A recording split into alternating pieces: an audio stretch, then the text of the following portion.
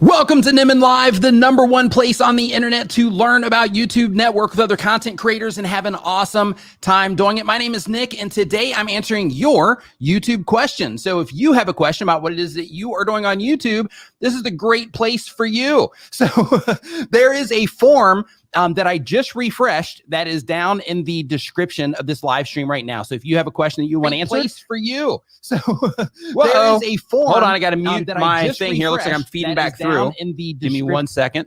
There we go. But there's a form down in the description of this video right now. So make sure that you get your question in there. There's literally 0. I went ahead and wiped it. There's now 2 actually, but I went ahead and wiped it right before the stream. So make sure that if you have a question that you want answered, that you get it in the form. Now, look, I'm also going to be pulling some questions out of the chat as well, because I know, some people wake up late, things like that. And for those of you that put your question in the form and, you wait around for it, just a heads up. If you are in the chat and you mention like, hey, I left my question in the form, if you do put your question there later when I start pulling them out of the chat, then, I can also pull them out of there as well. But I do want to let you know that this stream today is brought to you by our good friends over at TubeBuddy. TubeBuddy is the #1 tool for YouTube content creators. They have over 90 different tools that'll help you with your YouTube channel. It'll help you manage everything behind your YouTube channel. It'll help you learn, it'll help you grow your YouTube channel by testing your thumbnails, by helping you optimize your videos for discovery and things like that. An amazing tool. I've been using TubeBuddy for years, and I highly recommend it all the time, even before they were a channel sponsor. In addition to that, you can try TubeBuddy at tubebuddy.com/Nimmin, if you saw that on the TV screen there. In addition to that, this stream is co-sponsored by StreamYard. StreamYard is what I use to live stream this every single Saturday at 9 a.m. Eastern. And the reason I use StreamYard is because it's easy. I don't want to use like a bunch of complicated stuff. I mean, I can, like I've done that in the past.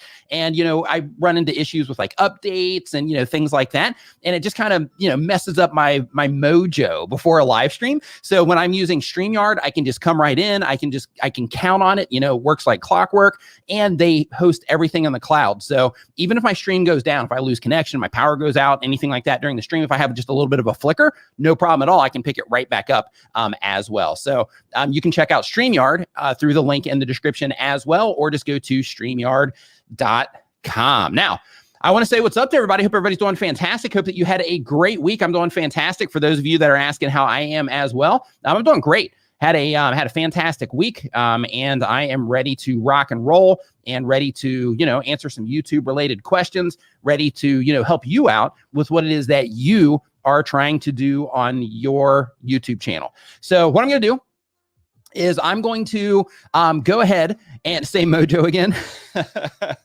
Magic Flying Potato says say mojo again. So the form, like I said, is in the description of this live stream right now. So I'm going to go ahead and I'm just going to jump right into the form. And seriously, if you got a question, like it will get answered. If you can get your question in there within the next little bit, your question will get answered on today's stream. But you got to get in there like right now, because they'll start stacking up pretty quick. So our question today, our very first question today, really quick, I just want to give a shout out to Dakibu. Says that I'm trying to grow. Yeah, everybody is, and when it comes to YouTube, like that's one of the awesome things is, it's just like anything else in terms of there's a learning curve. So, if you're somebody that's new, hey, Heidi, what's going on? Mr. Camera Junkie, what is going on? Nice to see you guys.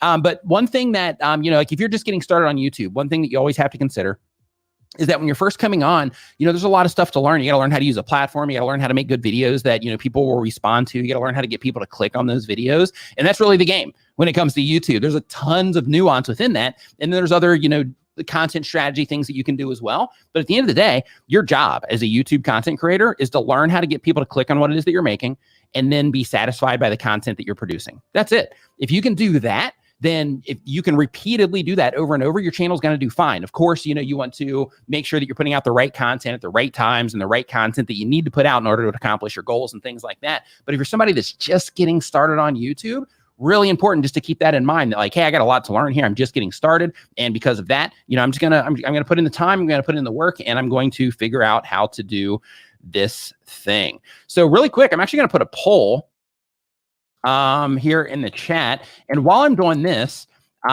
if you have participated in this live stream before, and that you're going to get a lot of good info here, and that over 1,000. You know that this is going to be a good live stream. Go ahead and give this video a thumbs up really quick while I'm filling that out. If you're enjoying the show, remember to give it a thumbs up and share it with a friend right now.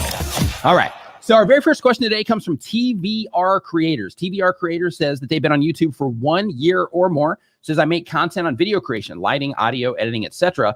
The goal of the channel is to help improve the skills of YouTube and filmmaker beginners and to grow a positive, engaging community. And the question, what would be your tip for best setting up video content to get at least 100 views per video within the first day or two? Thanks, Nick, for all that you do. And awesome work on getting over 800,000 subscribers. You rock. Dave from TVR Creators. Dave, thank you for the kind words. And when it comes to getting 100 views per video within the first day or two, really it comes down to making sure that you're optimizing things properly, making sure that if you do share your content out, that you're sharing it into groups that are responsive to that content. What I mean by that is, in your case, you can share your content in, like, if you want to take this approach. The idea with YouTube is you want to make sure that if you do decide, and I want to make this clear for everybody, just so it doesn't get taken out of context, but when you are putting your content out, and you're trying to get views. When you're first getting started, it's really common to share your videos in different places around the internet. And the reason for that is because, that can help get some initial viewers in. The place where a lot of content creators screw that up is that they will just go and they'll share it anywhere. They don't put a lot of thought into it. Like, hey, are these the right people for my content? So what you want to do is you want to think to yourself, when you're sharing in any Facebook groups or Reddit communities or anything like that around content creation, around video, around lighting, filmmaking, all of that, what you want to think about is, okay, the group that I'm going to be sharing this into, first off, am I an active member of that group, and am I actively participating in that group so that if I do share something, it'll be welcomed instead of me being just like a drive-by spammer, so to speak, right? And then you want to say, okay, if this is a great fit, if people in here would get tons of value out of what it is that I'm doing, then I'm going to share my link here. And when I share my link there, because I'm active in this group, again, I'm not going to spam it because I'm active in this group. I'm not going to do this with every video. I'm going to do this only with the videos that are appropriate at that point in time. But what I'm going to do is I'm going to share it. I'm going to write up, a little bit of information about, why, this is going to be beneficial for people and so on. And then I'm going to post the link there. Same exact thing goes for Reddit. And the idea behind that is that simply, when you're sharing in those groups, you want to make sure that you are sharing in places that those people, if they were on YouTube, that those people would also be likely to respond to your content if it shows up on their homepage and so on. And the reason that you want to make sure that that's the case is because when you're first getting started and you're trying to get, 100 views within the first day or two, and that's, consistently what it is that you're after, then in that particular case, you have to make sure that the right people are watching your videos so that YouTube knows the people that are responding positively to your content. And the way that works in your scenario is, let's say that you were sharing it in a filmmaking group inside of Facebook, and you don't want to take the same link and just put it in, a bunch of different places. But what you want to do is, you want to share it in the best place for it, just one time. And when you share it in that group, what you want to think about is you want to think, okay, these people, let's say it's a video about lighting. So here, if it's filmmakers, I'm going to make a really awesome video for these people, and I'm going to help them take their lighting to the next level so that everybody in the group will get some type of value out of it, even if they know what they're doing. And then you want to share that link in there. Again, you'll want to wrap some type of, story around it or some value in terms of why it is that it would be important to them, and, share that link in there. Now, keep in mind, one thing that you can do to kind of level this whole thing up is you can look inside. George B. Thomas, what's up, my man? Hope that you are doing fantastic. So what you want to do, the camera changes are coming, and this is really quick. A buddy of mine's in the chat here, so I'm going to answer his question here. So I have this, George. It's the A10 Mini Pro, the ISO. You can do this with the A10 Mini Pro as well. But basically with that switcher, it also comes with software. So with that software, you can set up macros. And with those macros, it'll go ahead and just do everything for you. So you can basically just set it and just step away, and you don't have to mess with it all the time. And it will just sit there and just switch throughout the entire stream. If you have any questions, dude, about that, just hit me up on Facebook. But it's an A10 Mini Pro ISO. This is what it looks like right there.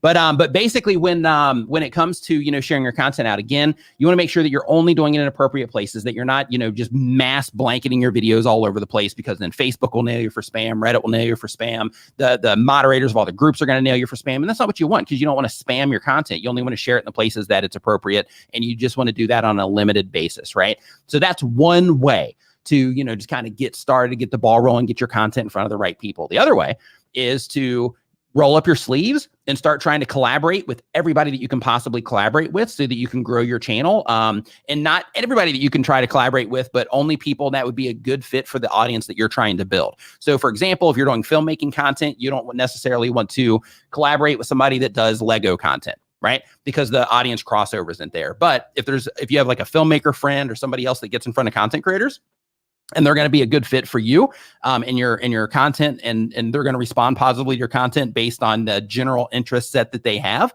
then in that case, you want to start doing collaborations, because by doing that, your channel is going to grow faster. And in addition to your channel growing faster, when you're sending that audience back and forth, it's going to help YouTube understand, again, same exact thing with the sharing. It's going to help YouTube understand who the right people are for your content. Now, keep in mind, inside of your YouTube analytics, one of the things that you can do, Fox, the cutest dog in the West, what's going on? Hope you're doing great. Hybrid Steel, what is up?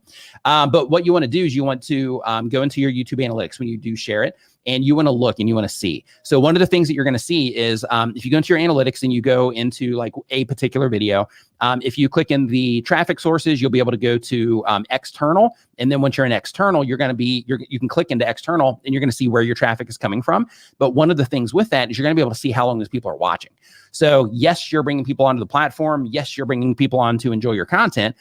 But if those people are not enjoying your content, then it's going to work against you, right? Because then YouTube is going to be like, hey, these people that are watching this content, they're not digging this content. So because of that, you want to make sure that when you experiment with that you are also getting a fair amount of watch time from those people that are coming in from those platforms as well.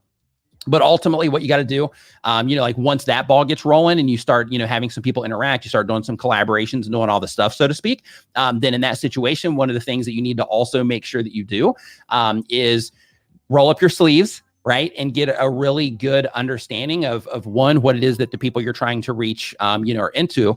And two, you also want to get really good at getting them to click on what it is that you're doing. And then of course, the holy grail of YouTube, get people to click, get people to watch, right? So you have to get really good, because YouTube, when you publish a video, even if you're brand new, if you start a channel today, what's going to happen is you're going to publish a video tomorrow or today, whatever.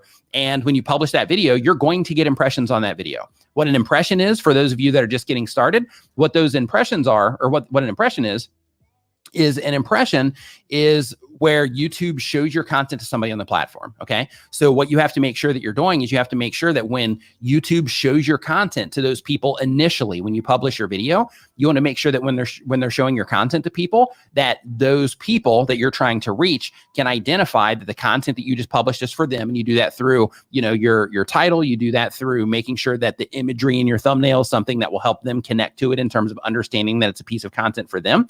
And you do that the best that you can, so that when you publish, those 100 views will eventually come from on platform. So the better you get at that in terms of, packaging your video properly, and in terms of getting people to watch your videos for a fair amount of time, the better you get at that, the better, the faster your views are going to come in when you are publishing videos to YouTube.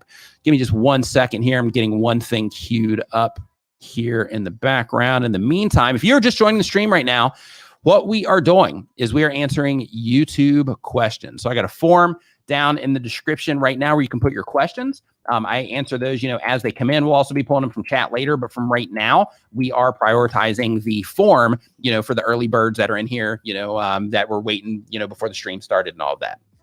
Okay, so it's loading live chat. Okay, fantastic. Okay, got it working. Okay.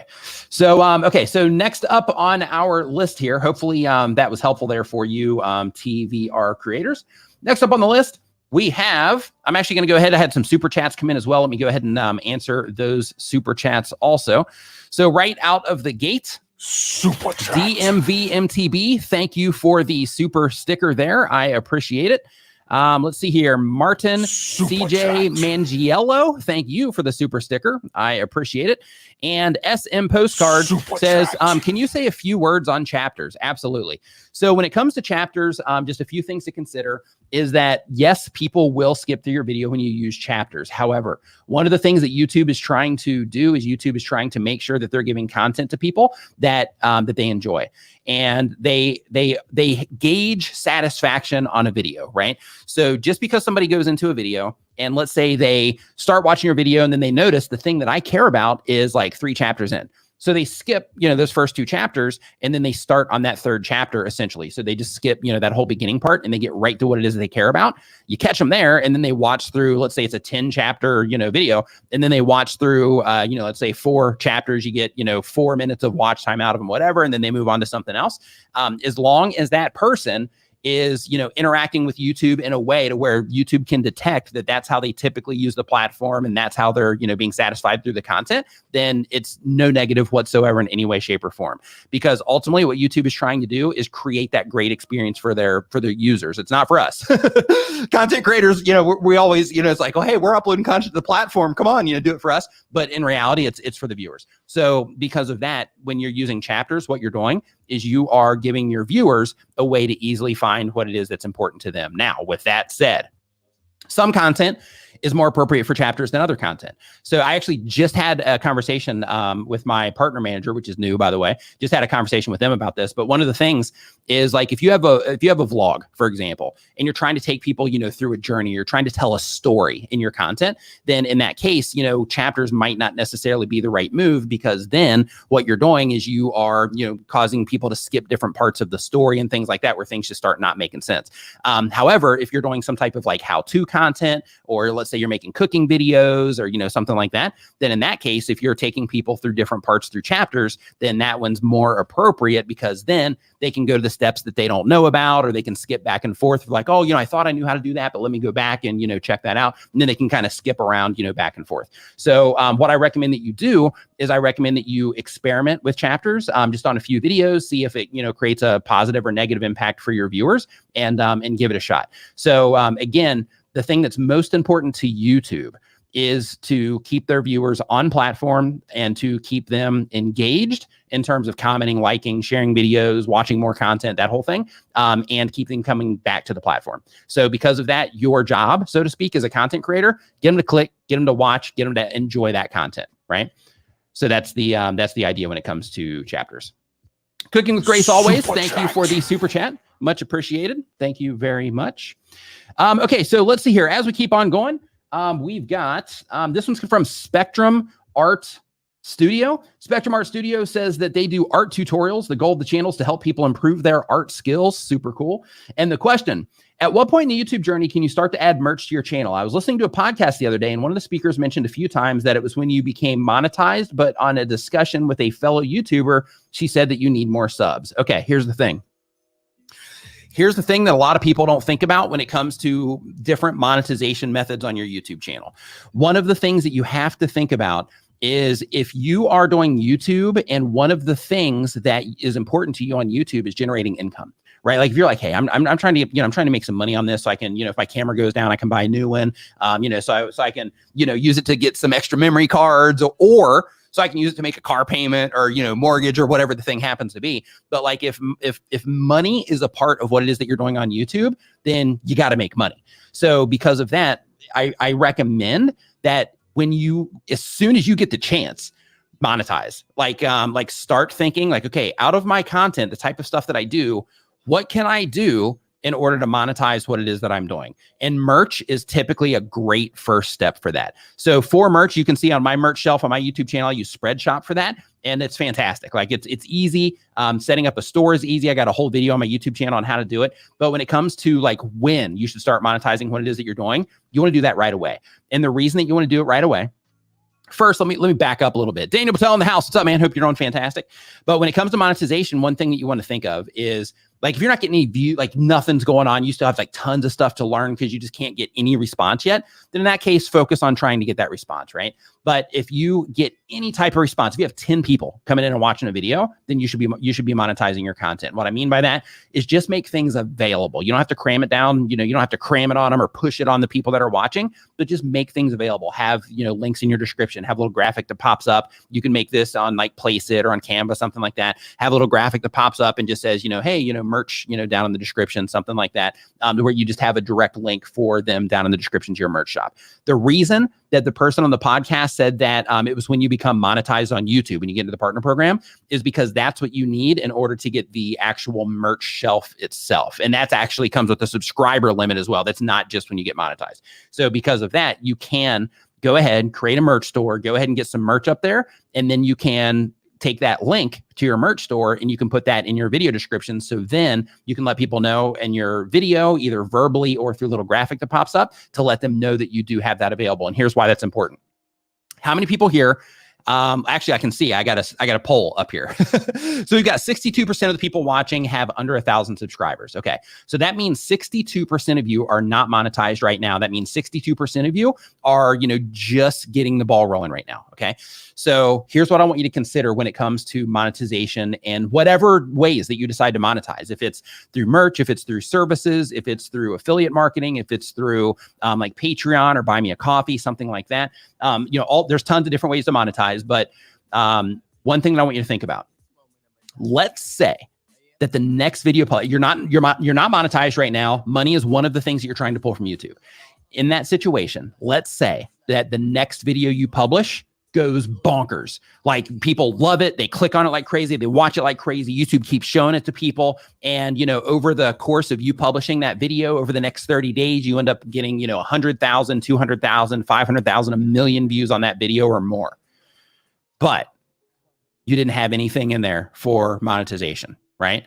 Then what just happened is you just lost a humongous opportunity to drive some revenue to what it is that you're doing, to, put in your YouTube bucket. So when your computer goes down, your phone goes down, your camera goes down, you got to get new stuff.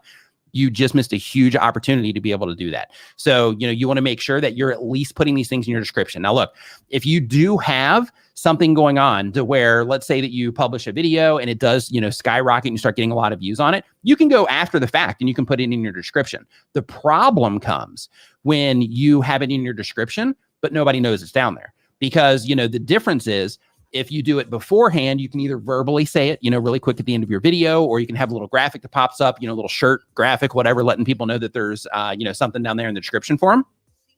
So you can be preemptive on it. But if it happens after the fact, then it's going to be in your description, but people aren't going to know it's down there unless you have some other call to action driving people down to your description.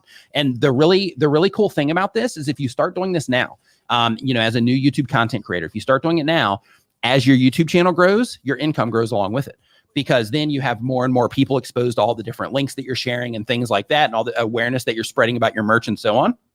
So as your YouTube channel continues to grow, your income also continues to grow along with your YouTube channel and all the other ways that you're monetizing as well. So what I really encourage everybody to do is, if monetization, if money is one of the things that you're wanting to get out of your YouTube channel, then I really recommend that you make sure that you get as many things in place as you possibly can in order to be able to monetize what it is that you're doing.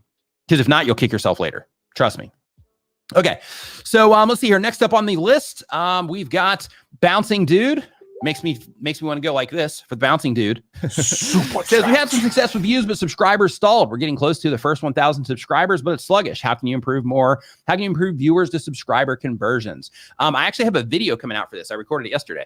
But basically, when you are when you're converting people into subscribers, it comes down to them being able to see a clear value out of what it is that you're doing as it relates to them. So, for example, if you're making like how-to content, that's easy, because, it's clear. Hey, I'm helping people solve this problem. The problem's solved. They appreciate it. They subscribe. They'll come back and watch more content.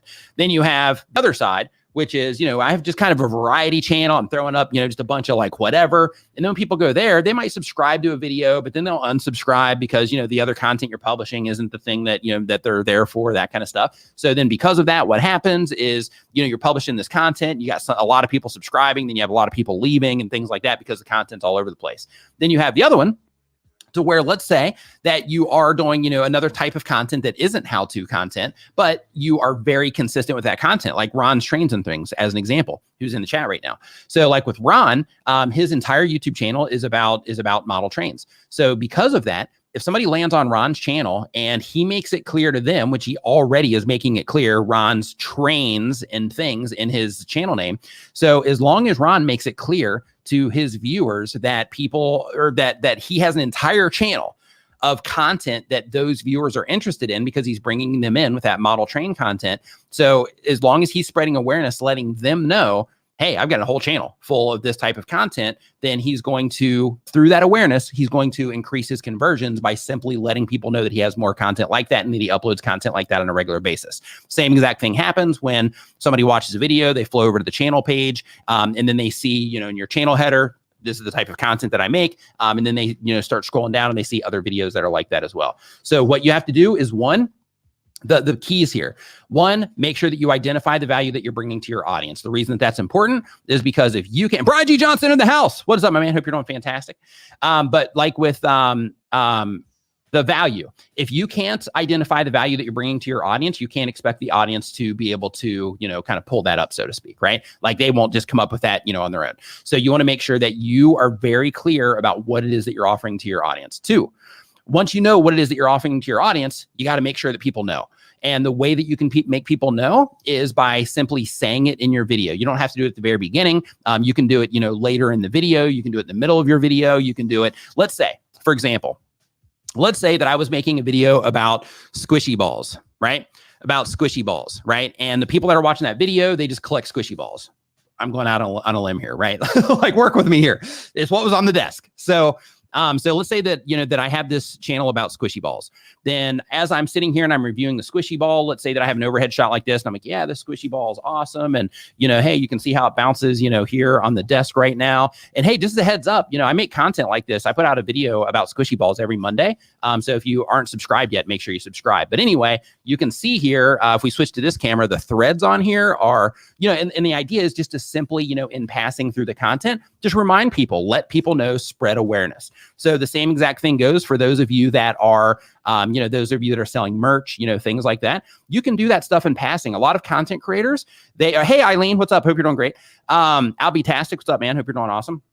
But one of the things that you want to make sure that you're thinking about is, you know, if people don't know the things that you have, then it's harder to convert them into those things that you have. So for example, you know, if you are trying to convert them into a subscriber, the more awareness that you share or spread about the type of content that you make and the value that you bring to your audience, the easier it's going to be for people to understand that without needing to explore. That's why you see so many YouTube content creators that say things like, you know, hey, well, you know, welcome back to the video. My name's Nick. On this channel, you know, we talk about squishy balls. You know, we talk about squishy balls. But today, what we are going to be doing is we're going to be talking about, you know, this new squishy ball that I got here from Dick's Sporting Goods. And, you know, through the squishy ball, you know what I mean? So basically the idea is just spreading that awareness so that people know what it is that you're doing. Because when you can spread that awareness, then you're letting people know, like, hey, this is, you know, like they have an entire channel, you know, for me. When you are doing that for your merch, things like that, hey, they've got, you know, they've got this merch. I didn't even know they had merch, you know, that type of thing. So the idea is to spread awareness. But one, define your value. Two, make it just brutally clear or explicitly clear the value that you offer and spread that awareness everywhere. So for example, do it in your videos, do it in your About Me page, do it in your channel art. Make sure that you're structuring your page around the value that you offer. So for example, if on your YouTube channel, you know, whatever type of content it is that you make, whatever the value is that people come to you for, you want to organize your content into playlists, and then you want to add those playlists as sections to your channel page based on the things that people come to you the most for. And by doing that, you'll also increase your conversions, because then as people flow over to your channel page, they start looking for more content. They're going to end up watching more videos because you've organized it in a way that makes it easy for them to find out what they, or to find what they care about. And then they start watching more of your content. And then through that content and that process, they start to put two and two together. Like, wow, they make a lot of content like this, or this is like what they do. And then they'll subscribe from there as well.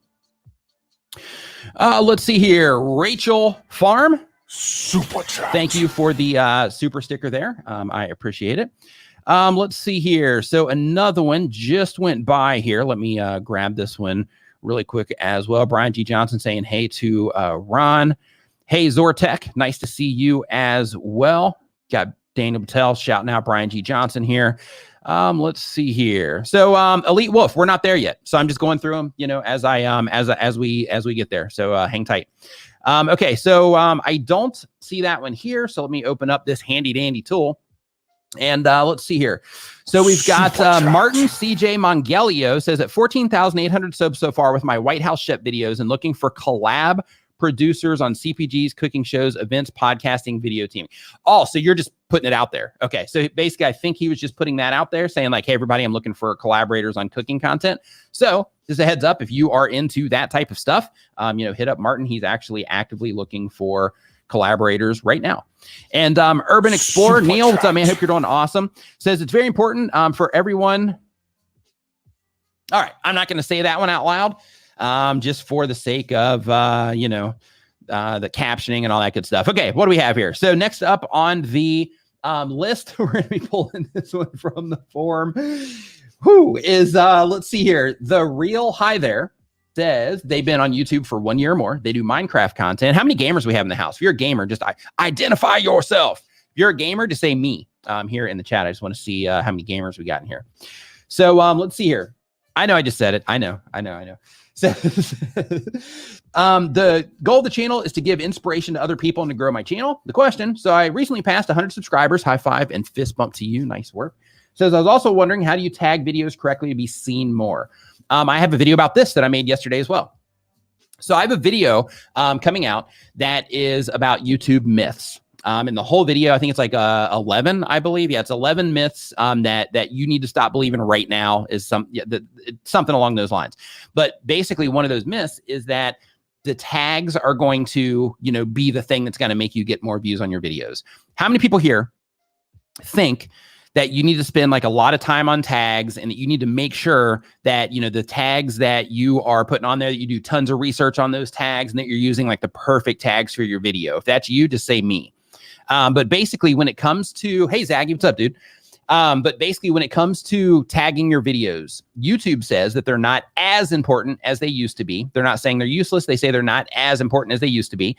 In addition to that, in YouTube's documentation all over the place on Google Help pages, YouTube Creator Academy, they also still mention tags as well in terms of, things that do help in terms of helping their system have context, right? However, the problem is that the tags aren't the thing that moves the needle for you, okay? So the idea with tags is that if you use tags in your videos, you can use TubeBuddy. TubeBuddy is going to display a list of tags for you. When they display that list of tags for you, all you have to do is say, this is relevant, this is relevant, this is relevant, this is relevant, this is relevant, this is relevant, this is relevant, this is relevant, done, right? You don't have to do tons of research on it. You don't have to do any of that stuff, right? Just use something like TubeBuddy or use TubeBuddy and say this, done, right? And then move on. The thing that's going to move the needle for you is not the tags of your video. You can use the perfect tags, right? And if your video sucks, it's not going to help. You can use the perfect tags. If you can't get people to click on your video, it's not going to help, right? So the idea is to make sure that you're focusing the most on the things that are the most important, which is getting people to click, getting people to enjoy the content that you have, getting people to, hopefully subscribe, getting people to share your content, those types of things. When you focus on those things, then all of your efforts are going to go into that, and less of your efforts are going to go into the things that are less important when it comes to actually making a difference on your YouTube channel. And I'll tell you right now, out of the 62% of you here that are just getting started, the thing that you need to work on more than anything else when it comes to growing your YouTube channel is like learning, like, hey man, how do I really understand the people that I'm trying to reach with this content? How do I get them to click? If you're doing entertainment content, gaming content, whatever, what type of topics can I come up with that's really going to resonate? Let's say you're doing Minecraft content, because I got this one up here. So for Minecraft people, right? Like what type of content can I make? Like, am I just going to do just normal gameplays, or what type of content could I make that is something that if somebody's a Minecraft player, they're going to talk about this? To where it's like, hey, you check out this channel. They're doing some really cool stuff in Minecraft. Or, hey, check out this channel. They have this really unique perspective on Minecraft, or they're sharing this particular type of information as it relates to the real world through Minecraft, or whatever the thing happens to be. But that's the approach that you want to take, is like, how can I do this in a way that is going to help people talk about me, talk about my YouTube channel? It's going to help people when they come into my YouTube channel think like, oh, this is great. This isn't just another Minecraft video. This is really cool, to where they want to, keep watching the content. Like, those are the types of things that you got to think about when it comes to making sure that, that you're giving yourself the best possible chance on YouTube. Like, worrying about your tags, that's not going to be something that's going to like really move the needle for you. Use them until YouTube takes the box away. But outside of that, you want to make sure that you're focusing on the thing that matters most. And that's getting people to click, getting people to enjoy your content. Let's see here. So as we keep on going through the list, so here we got those. Okay, so next up on our list, we got My Adrian Gann says they do personal finance and development content. The goal of the channel is to provide financial knowledge to the public. And the question is, my shorts are more popular than my long form content, but I want to grow as a long form content creator. Will shorts hurt my growth? No. So when it comes to your shorts, it won't necessarily hurt your growth, but you might be stepping into the wrong people, so to speak. So according to YouTube, the shorts can be beneficial for a YouTube channel, obviously, because some channels have blown up because of shorts. But what you got to think of at the higher level is like, what am I trying to do here? And you clearly state, I want to grow as a long form content creator, right? So if you want to grow as a long form content creator, then I would be leveraging like shorts, community feed, that kind of stuff. Leveraging your shorts because that gets you in front of, more new people. Your community feed to keep trying to bring people back to your channel. And then of course, making awesome long form content on your YouTube channel. Because if you're wanting to be a long form content creator, then what are you doing shorts for? Right? So it's like, hey, I want to make this. I don't want to make that, but you're just doing it to try to get those like quick hits or whatever. Try to lean into what it is that you're actually trying to do and embrace that and get really good at that instead of, here's the thing for all of us. It is so, as a heads up, thanks for that digital tools of the trade. So to my knowledge, yes, it is still going on. But if anybody here has a ticket to VidCon, I'm not saying Vid Summit. Vid Summit is still going on to my understanding. But when it comes to Vid Summit, just as a heads up, they just put out the announcement yesterday that Vid Summit is now canceled. So if you did have tickets for Vid Summit, just wanted to give you that heads up. But in terms of the shorts, it's just the thing you got to think about is, when it comes to doing all this stuff and, publishing videos on the internet and trying to build like an internet brand, it's so easy to get distracted by so many different things. Like, how many people here have like social media accounts everywhere and you spend tons of time just trying to keep the ball rolling on everything? If that's you, just say me. Me right here. Right? Like I've had, like, I go in these waves to where I'll get distracted by Instagram and I'll be like, hey, let me post some stuff over on Instagram. And then I'm like, what am I doing? YouTube's my jam. I'm just going to, I need to go back over to YouTube. And then, and then I'll be like, okay, well, hey, I'm going to start exploring TikTok and doing some testing over there. And I'm like, what am I doing? I don't even like TikTok. What am I doing? Let me go back over to YouTube, right? Like it's so easy for us to get distracted by things that are not, adding to us, so to speak. So because of that, like if you're just getting started, I recommend that one, you experiment with different platforms just for the sake of, you might end up doing great on TikTok, but not YouTube unless you want to be a YouTuber. But like when it comes to the distractions though, it's really important to make sure that you're putting things aside if it's not helping you, get to where it is that you're trying to go. For example, if you're still trying to learn how to make content that people respond to, then putting up a bunch of bad content all over the place probably isn't going to help you much. So all of that energy that you're spending elsewhere is probably just wasted energy. So because of that, pick something and learn how to do it good, at least to a level to where you're competitive, on whatever platform it is that you choose. And then say, okay, now I got this down. Let me see if I can do something similar over here. Hey, it's working over here. Let me see if I have the bandwidth or the capacity or the time in my day to also start doing it over here. And then you start, introducing some other things as well, or bringing in help or whatever the thing is that you got to do. But the idea is just try not to get distracted from the thing that you're actually trying to accomplish, because YouTube is always putting out features, all the other platforms are out there. They're always constantly evolving. And you just want to make sure that whatever it is that you're trying to do, that it's in alignment with your goals. And then when you know what it is that you're trying to do in terms of your goals, then you can say, okay, would using shorts help me fit into that? Would being on TikTok help me fit into that? Would being on Instagram help me fit into that? Would, you know what I mean? Would using stories on a regular basis help me do that? But the idea is just to be clear on what it is that you want so that you can make sure that you're taking the right actions to help you get there as fast as you possibly can. Marcus, affiliate marketing dude. What is up, my man? I hope that you are doing fantastic. Dude, I ran across, I was looking around, it was like yesterday, the day before, and I ran across one of your videos on the homepage. Clicked in there, watched it for a little bit. I was like, all right, man, I haven't seen Marcus in a while. Dude, I hope that you're doing fantastic.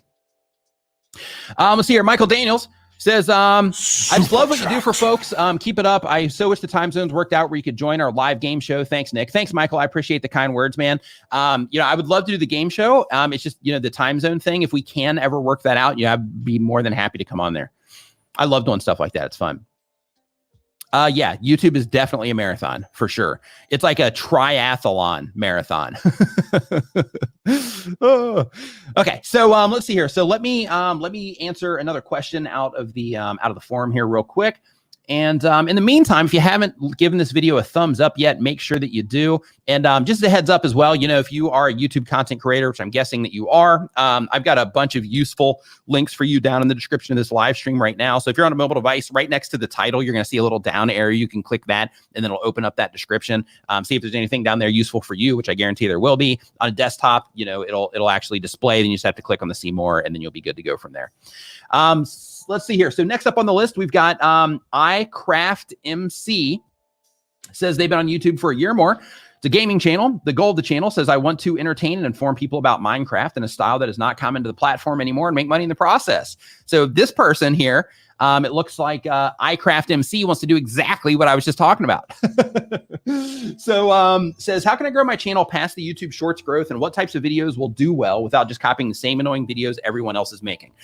If you enjoy Minecraft so much that you're wanting to make YouTube videos about it, then you already know the answer to that question. What you have to do here is you have to look into yourself, and you have to think like, why do I enjoy Minecraft so much I'm wanting to make YouTube videos about it? When it comes to Minecraft, what things do I love about it that I can share? If I'm doing gameplay type stuff, like what things can I do that would be really interesting to me that other people aren't currently doing? And then of course you want to also go and look and see what people are looking for around Minecraft. So you can use that as doorways into your channel as well. So the idea is I'm going to put out this content just because I know that people will like it, because, you know, I love this, you know, particular thing about Minecraft. So I want to make this video, and you put that one out there. But then the option of, you know, looking for things that people are making videos about, the reason that's valuable is because when you can prove through, you know, using TubeBuddy or just simply going to YouTube search and typing in whatever it is that you're considering making a video about in Minecraft, it's going to, you know, spit back a bunch of information to you, letting you know these are things people are looking for. If you, you know, make content around those things, then you can use those as actual doorways into your channel as well. So then you have some content that you're putting out because you know people will love it. And if you can do that at a rate to where you publish it and people really respond to it, then you don't need to do the, you know, the doorways, or the, you know, you don't need to worry about search. But if you are trying to balance it, like, hey, I'm trying to get better at this, but in the meantime, I'm going to make sure that I'm putting out some, you know, search-based content around things that people are looking for, then in that way, you're taking advantage of, you know, the search traffic, plus you're also taking advantage of the recommendation traffic as well. So what I recommend that you do is just dig inside of yourself in terms of, you know, like, what things do I really love about Minecraft? Why is it that I'm so passionate about this that I want to make videos about it for YouTube? Like, when I'm, you know, not making videos for YouTube, or I'm not playing Minecraft, what about Minecraft am I thinking about? You know, like those types of things, and then start making content around those. That's how you end up being original, right? Is you have the stuff that you make for, because you know people will like it, and then you have the stuff that you make like, yeah, people, you know, people will really dig this because this is something that I would find really cool, right? And then you just keep experimenting with that. Triathlon Tips with Coach John says, thank you for calling out my sport.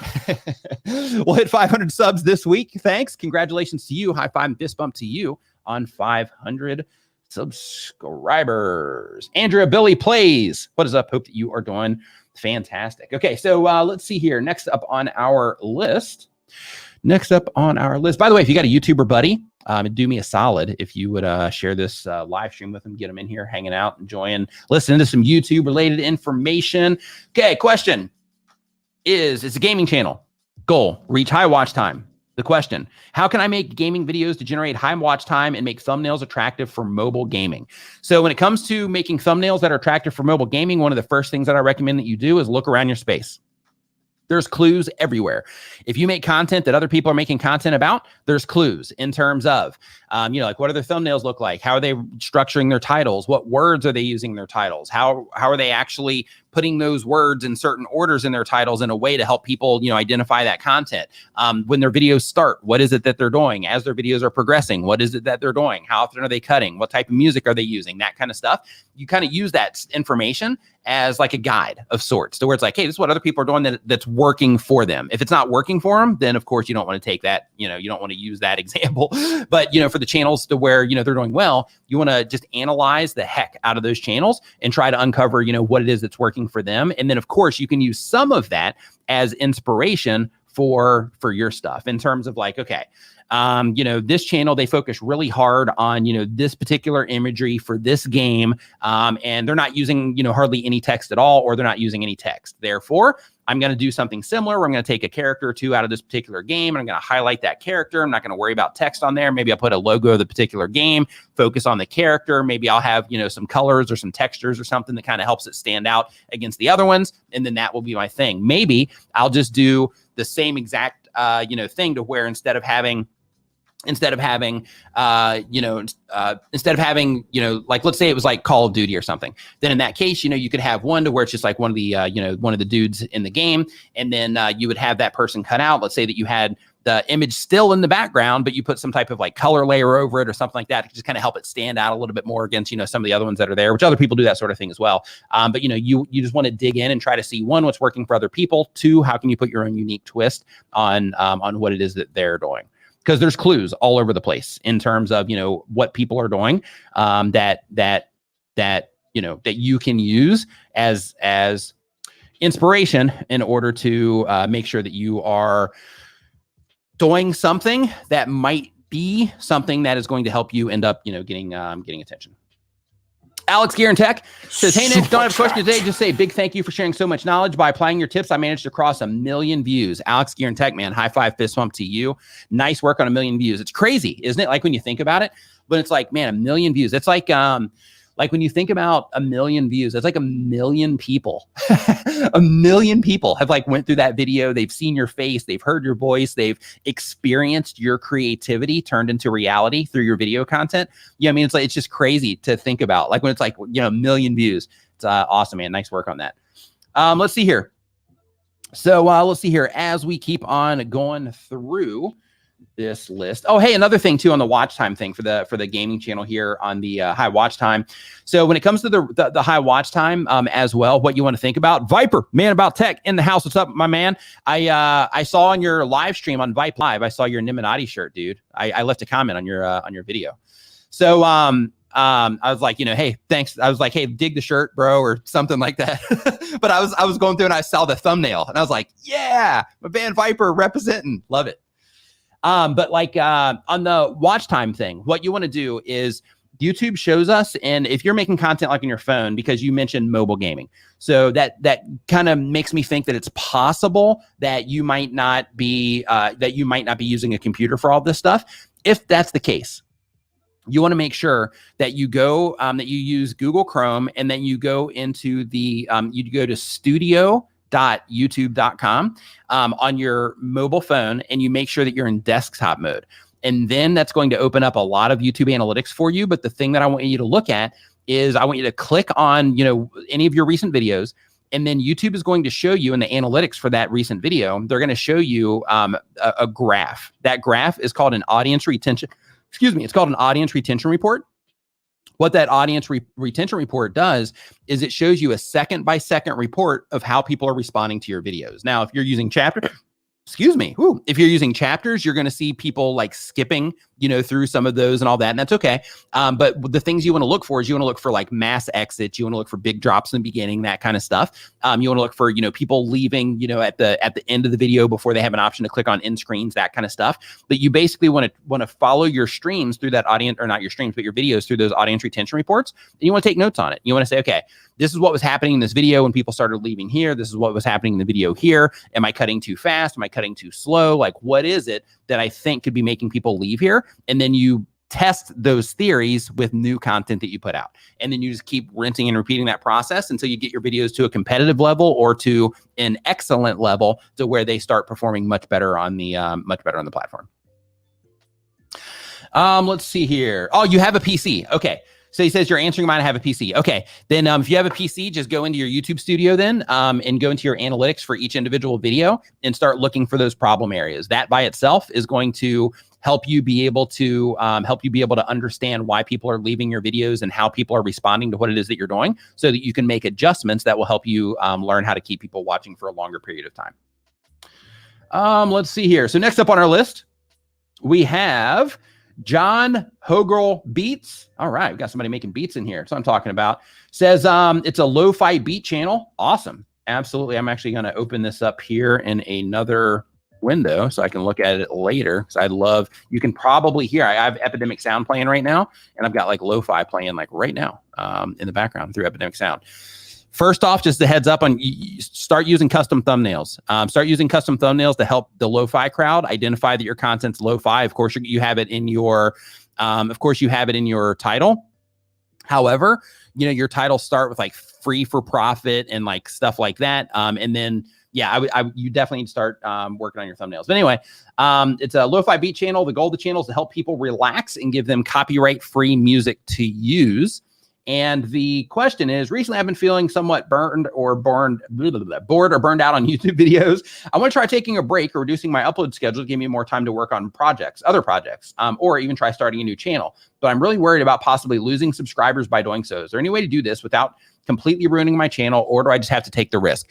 So it's okay to take breaks on YouTube. You don't want to take breaks for too long or too often, because if you do, then depending on how you're getting traffic for your channel, like if you're not uploading a lot, then your browse traffic or your general recommendation traffic will typically go down.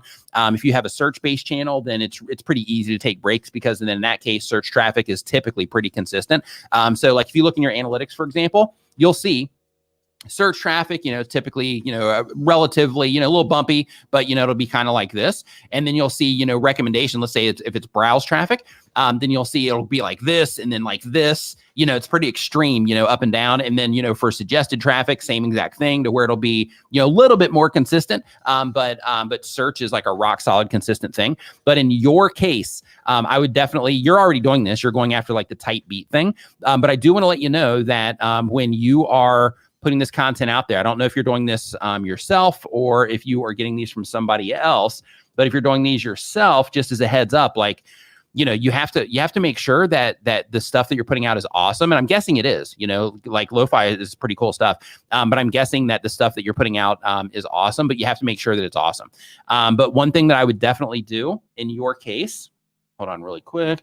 As long as you call me the video song, DM me if you have any questions or files. Okay.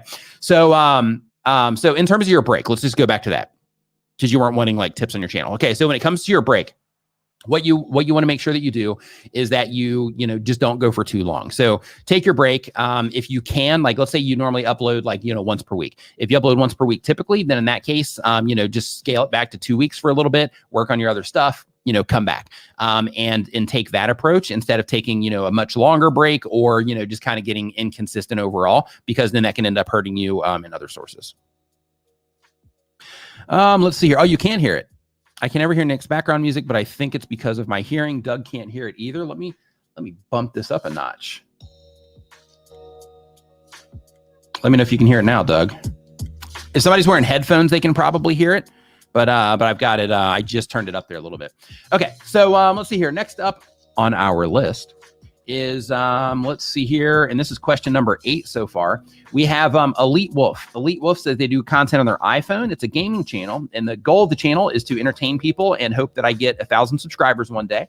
And my question is, how do you get better at editing? Because I use my phone to edit, and it's kind of bad. So what you do to get better at editing is you edit a lot, right? So when it comes to Raphael Games, what's up? Hope you're doing great. When you are publishing videos to YouTube, when it comes to editing, right, you are going to edit a ton of videos. As long as you're paying attention, then what's going to happen is as you're editing videos, you're going to start seeing it to where, you know, when you first start making YouTube videos, there's going to be a lot of stuff going on that you don't even see it, because you don't know to look for it yet. So you're not even going to see it. So you're going to be watching, you're going to be like, you know, this just doesn't feel like a lot of videos out there, right? But then later you'll figure out why, right? But basically, like when you first get started, just make content so that you can practice editing. Even if it's stuff you don't put up on YouTube, just make stuff a lot, so that you can, you know, start to get familiar with all the different tools and the apps that you're using, stuff like that, so that you can, you know, develop that skill over time. But what I recommend is whatever app it is that you have, I would watch every video that you can find on that app for every different feature of that app, so you can fully know how to use everything within that app, so that you can make sure that you're using it to its full potential. In addition to that, I would make sure that the app that you are using is also a full functioning app in terms of, there's a lot of, you know, like just kind of lower end editing apps out there that they're just not that great. And they don't have a lot of options, and they're clunky, and they're hard to navigate and all that stuff. And there's some really good apps. Like Video Leap is good, KineMaster's good, LumaFusion's good, Power Director's good. Those types of apps to where, you can make really good videos and you're still just doing it on your phone. So because of that, I would make a lot of videos, and I would really get familiar with the software. I would also watch videos on video editing. Even if you're doing your edits on a phone, if you watch videos on editing, then in that case, you're still going to start uncovering concepts. You're going to start understanding like what the different cuts are. You're going to start understanding like sound and sound design and like how to processing your audio. I'm not sure if you can do that on a phone or not. I'm sure you can. But you'll start learning or understanding, I should say, how to better edit your videos. Electro Mitch Gaming is the next one here on the list. Says they do Minecraft gaming. Man, it's like a Minecraft day. Like, I don't know what's going on. I need to turn this thing in the background to like my Minecraft scenery, I think. The goal of the channel says, I enjoy making the videos. I want to entertain other Minecraft players. The question, I'm struggling for people to click on the video, and most of my viewers don't stay for long. How can I gain more views or mainly increase my audience retention? So when it comes to increasing your audience retention, if you notice already that your viewers don't stay long, what you have to do is you have to start experimenting with getting different things in order to get them to stay long. So for example, when your video first starts, what's happening? What are they seeing? What are they hearing? Why should they stay through that first 15 seconds, right? What are you doing in that first 15 seconds? Or when the video first starts, are you trying to get them to do a bunch of stuff, trying to tell them to subscribe to the channel and all that? Or are you, trying to build up a story and explain to them the reason that this video might be important for them, or the reason that they might want to stick around for this video? Or when the video first starts, you just get right into the content that you promised when they clicked on it. So one thing to make sure that you're keeping in mind, when you're publishing YouTube videos, is your content. It's what it does is it creates from the outside your packaging of your content, your topic, title, and thumbnail. It creates an expectation for what somebody's going to get on the inside. So because of that, you have to make sure when you're putting your topic, title, and thumbnail together that you think to yourself like, okay, when I'm making this video, then in that case, I need to make sure that whatever expectation that I'm predicting that I'm building here from the outside, I need to make sure that I'm delivering on that when my video first starts. And I need to make sure that I'm continuing to bring people through my content from there. And you have to make sure that you're thinking that way, because then when people do click, it's a great match, and then it's kind of a fluid experience for them, instead of them clicking and then they get hit with all this other stuff that has no relevance to anything that they're expecting, and then they'll end up leaving the video because of that. So when it comes to not getting people to click, experiment with tons of different thumbnails. You have the way that you're doing it now that's not working. That way that's not working, scrap it, right? It's not working. Like, don't do it anymore. So like if you normally do thumbnails in a certain way and you normally do titles in a certain way, don't do it anymore. Just stop doing it that way and start experimenting with different things. So for example, let's say you normally, put thumbnails out and they're like this color and you have like this structure and you have it all put together to where it like looks cool. Start doing something else. Try basic stuff. Try stuff that, is just like way more in depth in terms of, how you put the thumbnail together. Try, just a screenshot of the game with like, Minecraft tutorial text going across the front of it, like that kind of stuff, or Minecraft gameplay. Like, try everything that you can think of for your thumbnails. And eventually by doing that, you'll uncover like, hey, when I do this, it seems like people click on this more, versus when I do all these other things, people aren't clicking on it a lot. So, one thing that we all have to do, I'm doing it right now. Like I spent hours the other day just going through and I took 4 videos and I went through and I just re-optimized those videos. And in the process, there's like research involved where you're looking at other, content that's similar. And then you make, a few different thumbnails so that you can pick, the best one that you think is the best for, for the change. And then you also, make another title that goes with that. And then you have to write out a bunch of different titles, for the ones that, are a good fit for that. And you have to think through some of the stuff that I'm talking about now in terms of my original packaging. I thought it was good. People aren't responding to it like I thought they would. So this change that I make, I need to make sure that I'm looking at it through fresh eyes, right? I need to make sure that I'm looking at it. I'm thinking like that I'm not just repackaging the same idea. I need to, watch the video or parts of the video. And I need to see what exactly it is that I'm saying when the video starts to make sure that, that what it is that I'm building up from the outside is being delivered through the content, once they actually come in and click on it. So, you know, some of this stuff is time consuming, and some of it, you know, you can do it quickly. It just kind of, you know, depends on what it is that you're doing and the problem that you're trying to solve. But, you know, in your case, if you're trying to get people to click on the video more and you're trying to get people to stay longer, that comes down to you learning how to write better titles, come up with better topics, and make better thumbnails. And when it comes to getting people to stay in the video for a longer period of time, that is you going into your YouTube audience retention reports in your YouTube analytics and looking for problem areas in your videos, and then thinking to yourself, do I need to make my videos shorter? Do I need to make them tighter in terms of cutting out more space in the middle? Do I need to build it up a little bit more in the beginning? Like, what exactly, you know, can I experiment with here? And I'm going to try everything in order to figure out, you know, what my audience responds to. That's the approach that you want to take. Let's see here. T-Mad TV says over 1,000 here. Thanks. Congratulations. Says, I use a PC to live stream and editing with KineMaster Pro from my phone. Any software suggestions that are similar to KineMaster? Also, Epidemic Sound is worth the subscription. Yeah, it is. Epidemic Sound's awesome. So in terms, like, you currently use KineMaster and you are going to the PC. So if you are, any software suggestions that are similar to KineMaster. So if you're wanting to edit on your PC, I recommend this is my list. Camtasia, if you're also going to be doing screen recording, because it works as a screen recorder and a video editor. Premiere Pro, if you're going to be doing, like, you know, like really in-depth stuff, color grading, you know, that kind of stuff, sound design, you know, those sorts of things, then go with Premiere Pro. If you're just wanting to really, either one of those will do the trick. With both of them, Adobe is a subscription, Camtasia is a one-off fee, but then there's other options too. Like, you have like Filmora that you could play with. I think they have free trials. I know Camtasia has a trial. Adobe also has a trial. You can also experiment with Vegas as well, Vegas Pro. That's also, you know, that I actually started on Vegas Pro. It's not until recently that I started using Premiere more. So when you are, you know, when you're looking for that, you know, for the different software, I recommend that you just install some trials and see what kind of feels intuitive to you. And you also make sure that it's going to be able to fulfill what you think that you're going to need long term. So for example, what I mean by that is, like, when you're just getting started, you know, you might be like, man, I would love for my videos to be able to do this kind of stuff, but I just don't know how to do it yet. You want to look for software that's going to help you be able to do that as you start learning the software more and more, right? That's ultimately what it is that you want to look for.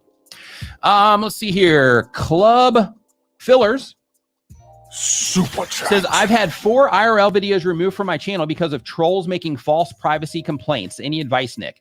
So if they're IRL videos to where you are like walking past places and there's music playing, then in that case, like, those are actually, it's not copyright. It's actually privacy. Oh, interesting. Yeah. Okay. So, so if they're going after like privacy, like you're putting them on blast, so to speak, then in that case, yeah, you're kind of at a loss there. So, like, for example, if you're highlighting somebody in your video, if they're just like walking by in the background, then you should be able to dispute that.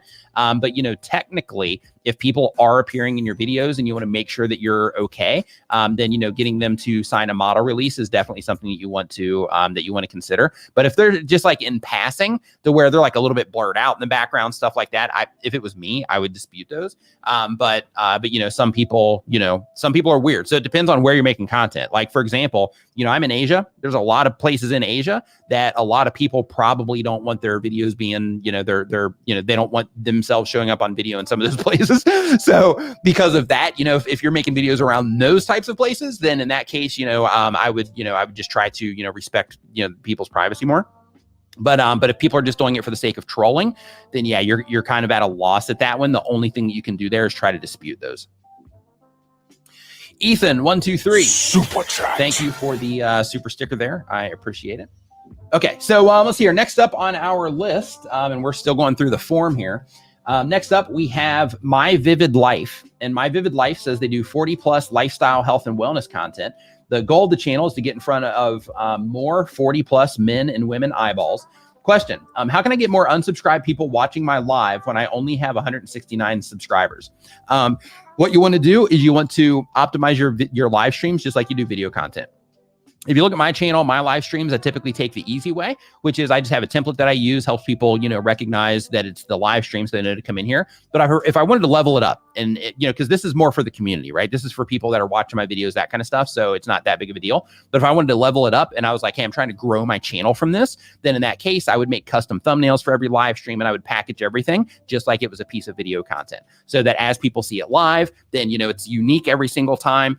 So then that way, my likelihood of bringing them on a replay is higher. My likelihood of them just responding to it, might be higher as well, based around, the thumbnail and all that. So, because of that, just make sure that you're packaging everything in terms of topic, what it is that you're going to be talking about in your live stream, the thumbnail and the title from the outside. When your live stream is actually going on, make sure that you're staying on topic too. Like if you're like, hey, this is what we're going to be talking about today, make sure that that's what you are talking about today. And as a heads up, I don't know exactly what it is that you're doing on your channel, but one thing that I want you to consider as well, just as a quick side tip, is you say here that your goal is to get in front of more 40 plus men and women eyeballs. I recommend, of course, do whatever. But I recommend, if it was my channel, I would go after 40 plus men or women. And the reason that I would do that is because it would give me an endless amount of content to be able to make, versus that would be just a laser fit for that audience, right? And the reason that that's important is because let's say that you make a video about, like something, that would be related to men. And then you have half of your audience that's women. Well, they're not going to respond to that video that's for men because they're women, right? Some people will, that'll come in just because they like to hear you talk about stuff.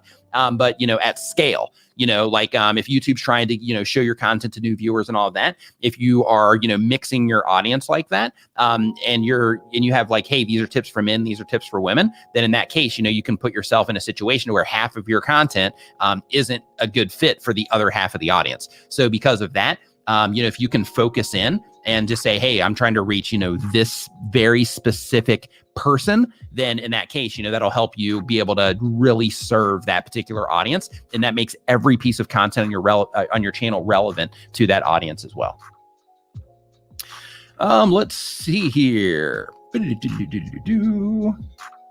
Okay, so follow up here says, my original intent was women. However, I have 81% more men who watch. Okay, yeah, then in that case, considering that as well.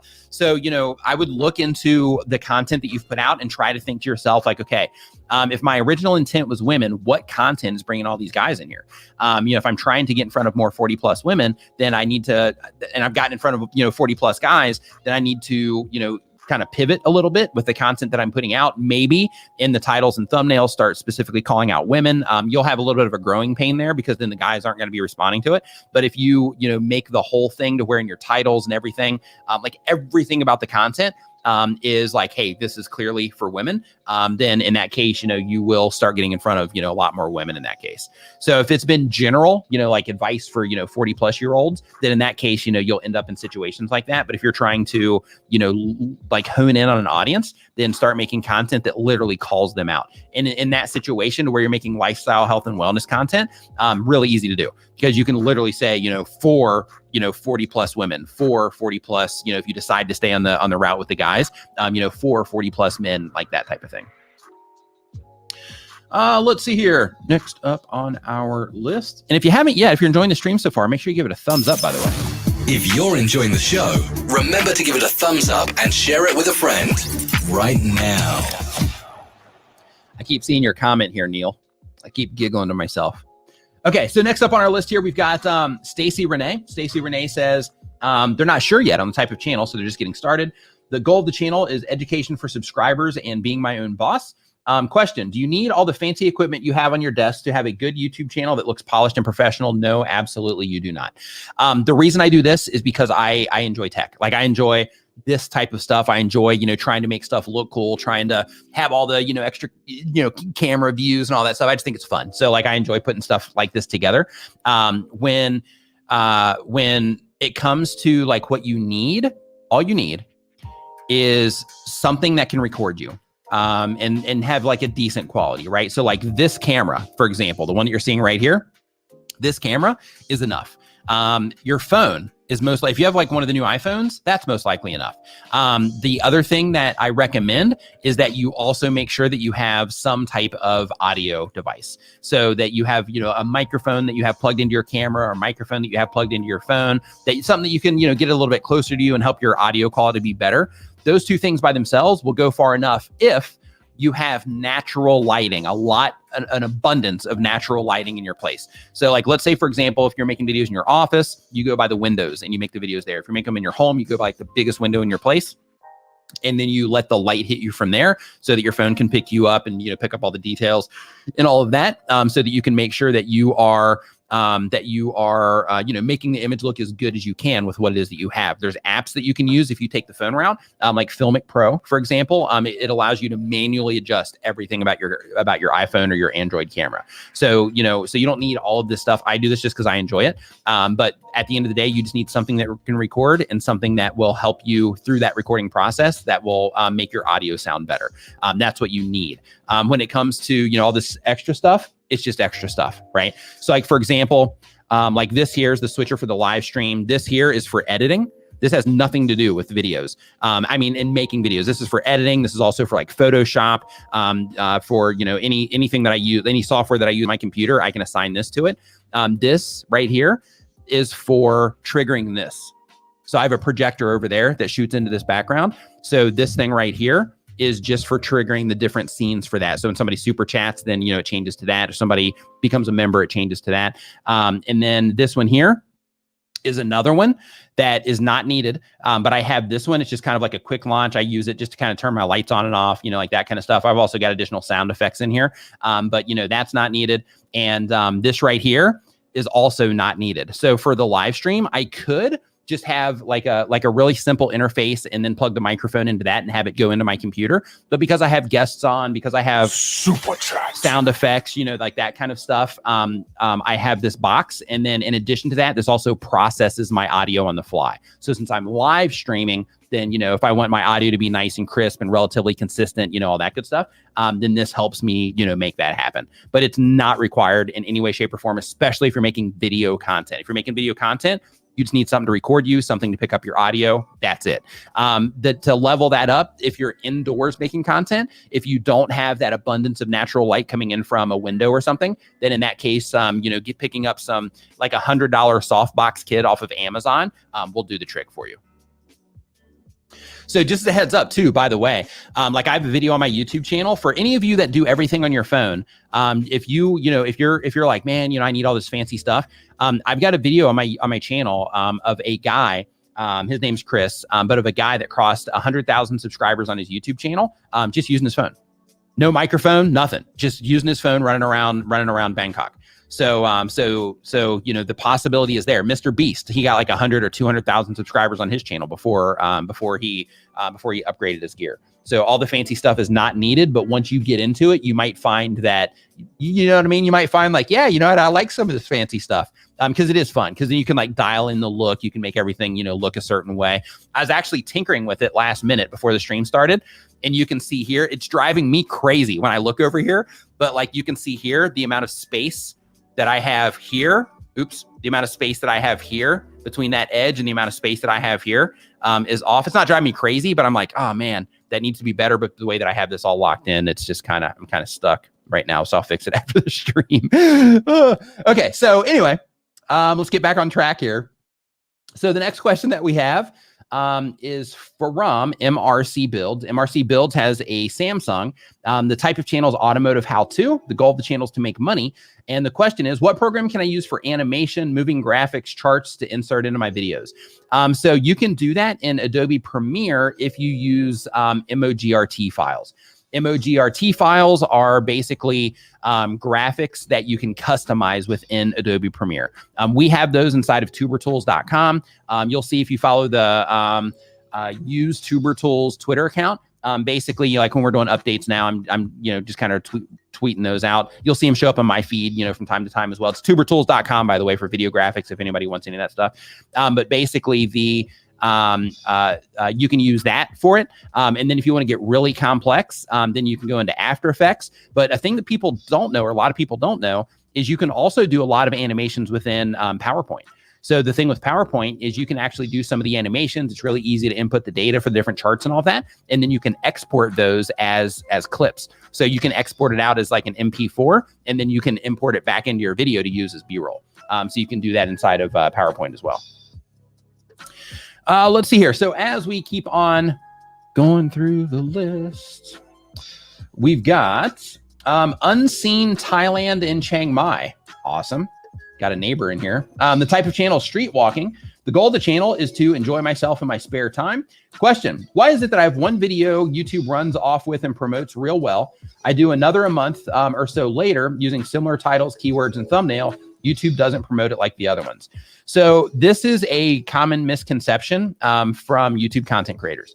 So when it comes to YouTube, how the system actually works is there is what content creators typically talk about, which is, hey, I publish a video and YouTube promotes that video. It's not how it works. How it actually works, according to people from the search and discovery team that I've talked to at YouTube, how it actually works is when you publish a video on YouTube, the system is looking for the right people who the system predicts would be a good candidate for that content at that point in time.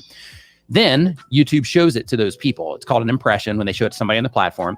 When they show it to that person or to those people, if they click on it and then enjoy the content, then in that case, it's like, hey, this person got a positive experience out of this. Maybe they watched an extra video, maybe they shared it, subscribed, whatever, engagement they did with it. But if they detect that, that these users that they're showing it to are having a good experience with your video, they're going to keep showing it to people. However, it works in reverse as well. So let's say that even though you might have it topically similar, even though you might have used a similar title or similar keywords, maybe even a similar thumbnail, the difference is when you published that video, for whatever reason, it could have been something in the thumbnail. It could have been, that difference that you made in the title. It could have been, what's actually happening in the content itself. But when you publish that next video, what happened is YouTube, pulled that content instead of, pushing it to show people. They pulled that content, showed it to the people that were most likely to enjoy it at that point in time. And those people didn't respond to it as high of a rate as they did the previous video, and therefore that video doesn't end up doing as well. Now, keep in mind, it's very common on YouTube that, you'll publish a video today and you'll be like, oh man, this sucks. Nobody's watching this video, whatever. And, YouTube has just showed it either to the wrong people or just those people, that they happen to show it to at that point in time just weren't a great fit. And because of that, they didn't click on it, whatever. But then you might find a month down the road, 3 months down the road, 90 days down the road, which is 3 months, 180 days down the road, you might find that that you see that video start taking off.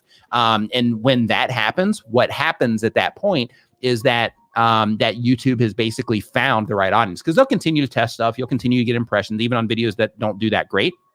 You'll continue to get impressions.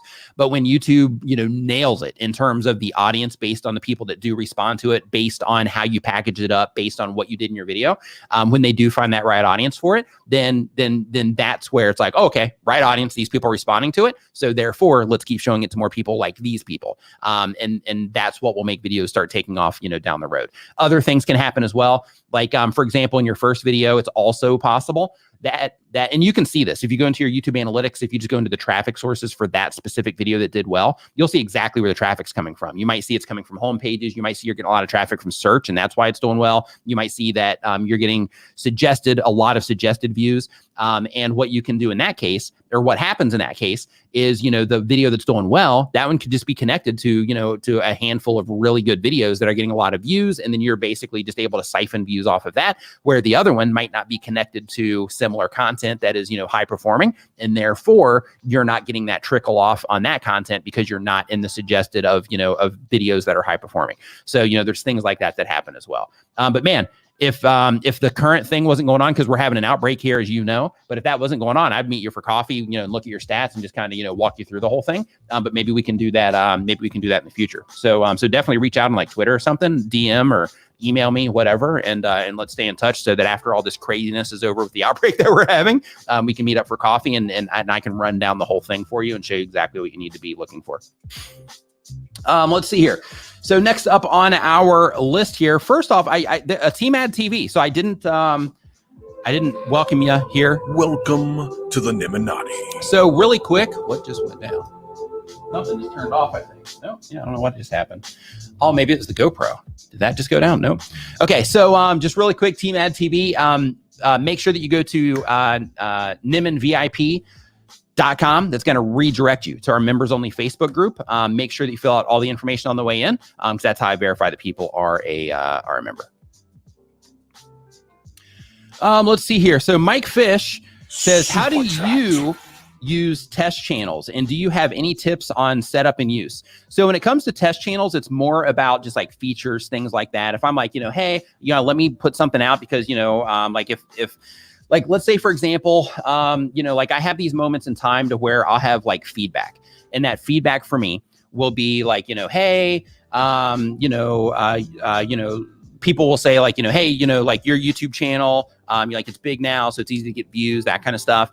So because of that, I might, test putting out just like a, tutorial video or something like that. Just make sure, be like, hey, make sure everything's still working the same, for like a brand new channel, that kind of stuff, since I'm talking mainly to new YouTubers. So that's what I'll do with test channels. Same exact thing for like YouTube Shorts as an example, to where, I'll just make like just a blank channel, and then I'll just, start uploading content to it for the sake of, being able to test the feature on something that doesn't have an audience already. Because it's easy. Like when you have, when YouTube has data on the channel, everything's really easy. In terms of, like if I were to publish a short today, then that short would, just do at least okay, like right out of the gate, right? So, when I do it on a new channel, what that does is that, just helps me kind of work from scratch, so to speak. And in terms of, do you have any tips on setup and use?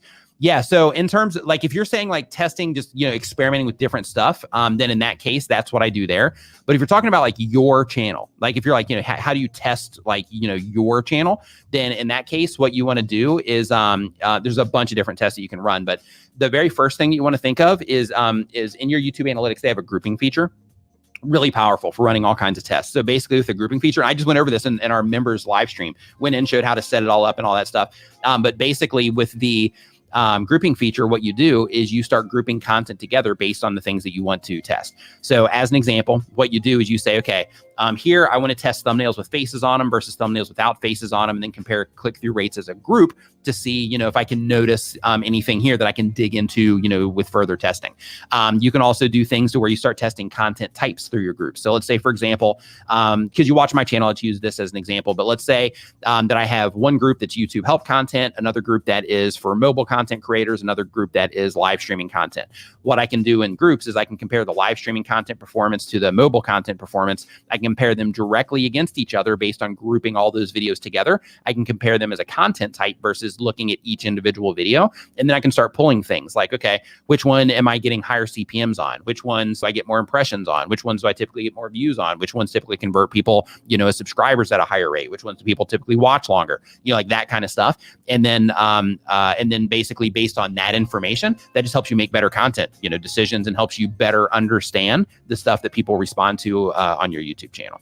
So, the grouping feature is something that you should really use on a regular basis when it comes to your content, so that you can just uncover that kind of stuff. When it comes to testing for your audience retention, the thing there is that you want to, that's mostly theory based. And what I mean by that is like when you publish a video, you are going to have to come up with reasons why you think people left the video, why you think that people aren't watching the video for a longer period of time, things that you think that might make a difference when people are watching the video. And then on the next piece of content that you publish, then you start, implementing some of those theories and, the solutions that you have for those theories. And then you see how people respond to those. And then you kind of rinse and repeat that process. So that's kind of, the testing side of things in a nutshell. A very, very small nutshell. but you can use, those things in terms of your, the grouping.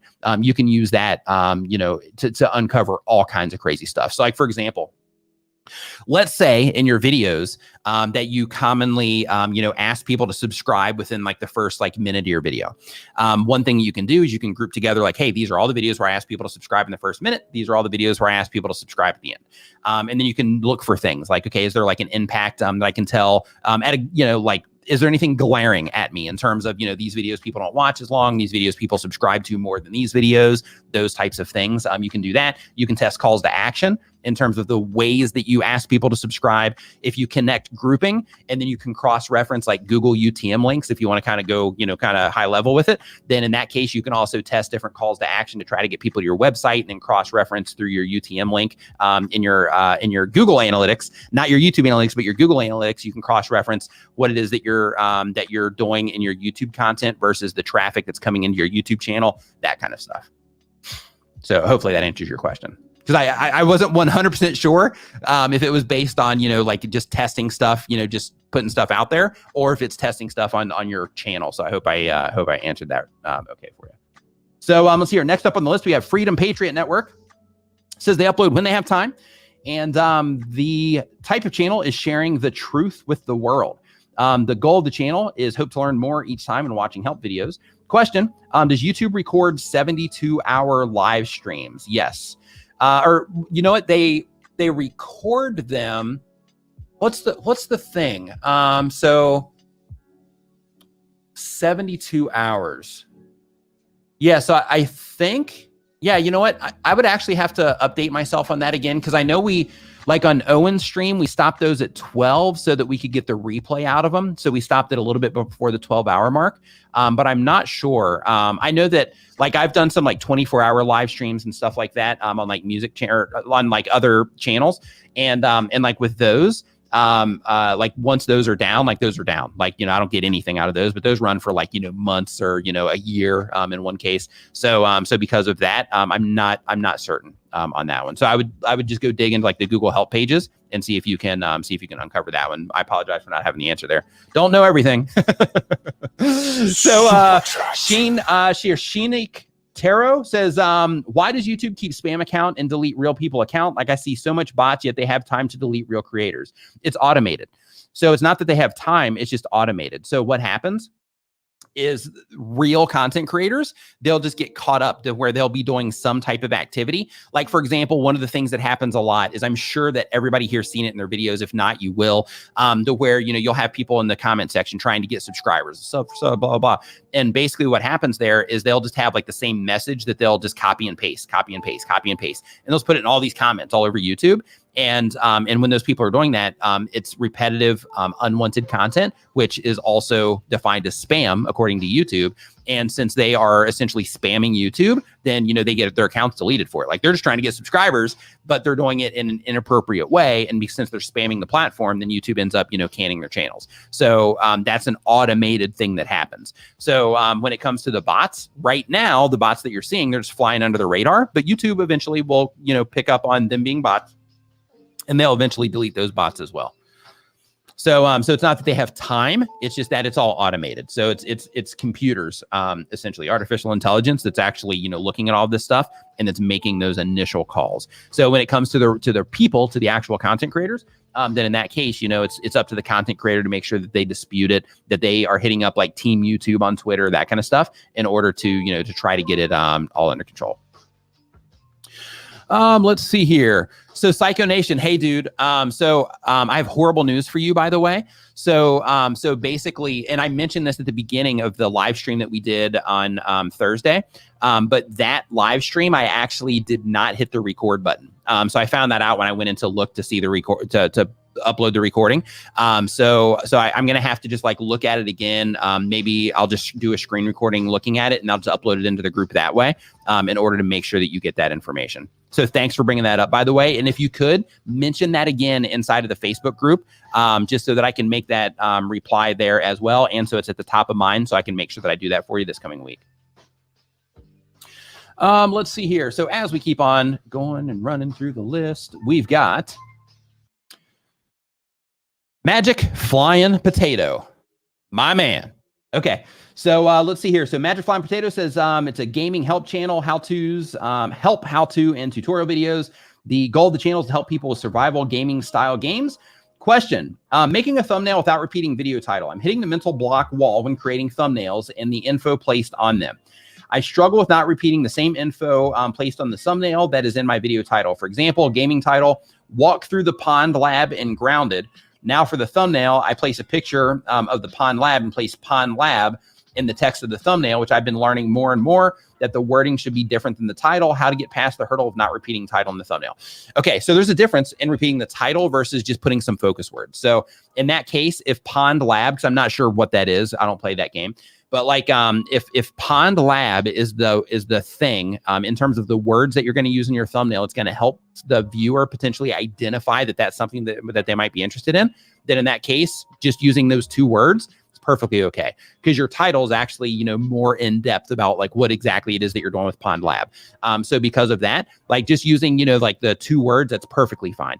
The idea with using the same title is like, for example, if you're like, you know, let's see here, like walk through for the Pond Lab and Grounded, right? If that's your title, and then you have in your thumbnail, walk through for the Pond Lab and Grounded, like that's where the problem problem comes in. Now, of course, and this is for everybody, when it comes to your titles and thumbnails, it's important to make sure that you remember that they work together. So, you know, like the thumbnail grabs their attention. In some cases, it causes people to actually click right there on the spot. But often the case is where, you know, it'll grab their attention, but then they might drop down and see the title, and then the title is going to be the thing that pulls them over. So what you want to think of in the thumbnail when you're doing that is you want to think, okay, the text that I'm putting in the thumbnail, this is basically just to help them identify that this is something that they care about, or bring attention to something that's in the imagery of the thumbnail that they might care about. And then you want to just make sure that that particular, you know, word or phrase, or I won't even say phrase because you want to keep it as short as possible, but that particular, you know, 2 words that you're using is the words that will help them identify that it's for them.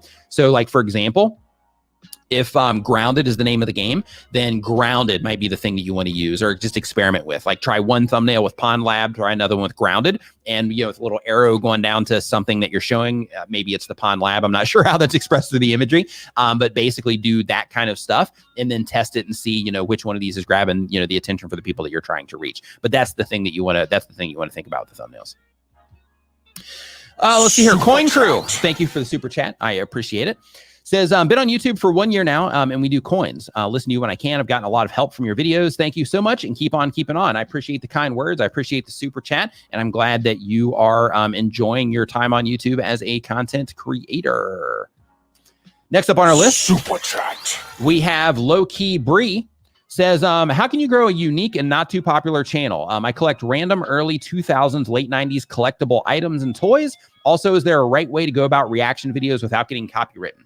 Okay, so 2 questions in that one. So the very first one, in terms of growing a unique or not too popular channel. Unique is one thing, not too popular is another thing. Now, when it comes to not too popular, the problem with that is that you are going to have like a limited market, right? So like, for example, if I had an entire YouTube channel about, it's pretty hard to come up with things that aren't like popular in some way. But like if I were to make an entire YouTube channel on, no, caffeinated coffee wouldn't do it either. I don't know. If I were to do a YouTube channel on something that wasn't popular, then in that case, I'm limiting myself right out of the gate because the thing that I'm making content about is something that people at scale are not interested in. So I have to either, one, find a way to make it interesting find a way to make it interesting and build some type of bridge between what it is that you're talking about and other things that people are interested in, which is kind of a really difficult thing to do.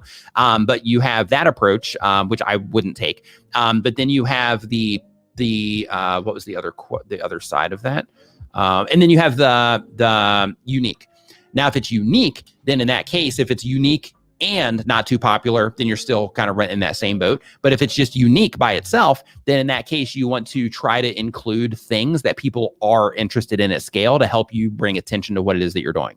One way to do that is like pop culture references or just making content around things that are trending, but you use those trending things or those pop culture references in a way that complements what it is that you're doing. That's one way. Now, in terms of the getting around reaction videos, and reaction videos is actually a great way to do that as well. But when it comes to getting around copyright with reaction videos, there isn't really a right way to go about it outside of making sure that the way that you are doing it falls under fair use. And even with fair use, just as a heads up, that's more of a defense, right? So you have to make sure that if you're going to be doing reaction videos, that the way that you're doing those reaction videos is something that you would be able to defend, or your lawyer would be able to defend in court in the event that things went that far. In most cases, you'll just get a claim on YouTube, and then they'll, taking the video down or whatever. You'll get either a claim or a strike in that case. But then, on the other hand, there have been some cases where people will end up in court and things like that over the videos that they make. So, so in terms of the right way to do it, the best way to do it is to not use stuff that, that is copyright protected. However, a lot of people do. A lot of people do it based around fair use. So the next step that I would take in your case, low-key Bree, is I would educate yourself on everything that you can possibly read, all the information that you can gather, all the YouTube videos that you can watch on fair use and the rules regarding fair use. Watch as many videos as you can. Don't just watch one and walk away and be like, okay, got it. Like, you need to have a really deep understanding, because you can get yourself into hot water if you're not doing it right. So because of that, make sure that you are, doing the research on fair use. And I also recommend to be on the safe side. Like, if you're going to turn this into something, serious in the future, I would also, bring a lawyer into it if you could. Pass, what it is that you're doing off of a lawyer, like a copyright attorney, and ask them, hey, is this something that you would be able to defend? Am I doing this by fair use? Is all of this above board in terms of, me being able to defend this as fair use? Let's see here. So next up on the list, we've got Elite Wolf again. Did we do one from Elite Wolf already? How to get better at editing on mobile. Yeah, we did that one already. Okay, so next up on our list, we've got a life with ADHD Brain. Brain or Brian? Yeah, Brain says they do hiking content. The goal of the channel is to give good content. And the question, do you know why it takes so long for YouTube to process HD content? It depends. On my channel, it doesn't take that long. So on their end, it could just be, maybe you're just getting started. So, because of that, at that point in time, if there's a bunch of channels uploading content at that point, that same moment, which there always is, over 500 hours of videos are uploaded to YouTube every single minute, which is insane. But basically, when you are uploading content, if a lot of other people are uploading at that moment in time, then of course their system can only, process so fast with all that content. So you might just be getting caught up in that. In terms of, like, if you're uploading, let's say at 9 o'clock on a Wednesday, and you keep running into that problem, try uploading at 8 or 8:30 and see if it processes a little bit faster for you. Let's see here. As we keep on going through the list, we've got the type of channel is a vlog channel documenting my journey moving to Korea for university. That's cool. The goal of the channel is to take people on a journey with me and also crowdfund my tuition and be a full-time creator. Question. I checked my channel analytics for this week. Everything is fine for the most part. My reach is at 45% for YouTube search this week, 32% for 28 days. I'm struggling with clarity on increasing watch time and improving storytelling in my vlogs to boost overall engagement. Any tips or advice? For storytelling, I recommend that you check out the YouTube channel Story Greenlight. Jeff is great at, teaching people about stories. So I recommend that you check out that channel. He doesn't upload a lot, but his content is really solid in terms of helping you understand storytelling. In terms of watch time.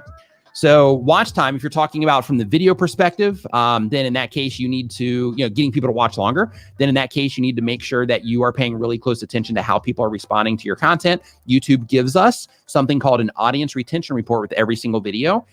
Every time you upload a video, once you have people start coming in and interacting with that video, start going in and looking at your audience retention reports, taking notes on all the videos that you make, and learn how to get people, to watch more based on theories that you come up with about why it is that they could be leaving. So one thing that's just really easy in terms of practice is to say, video starts, right? Video starts. We're at second 1.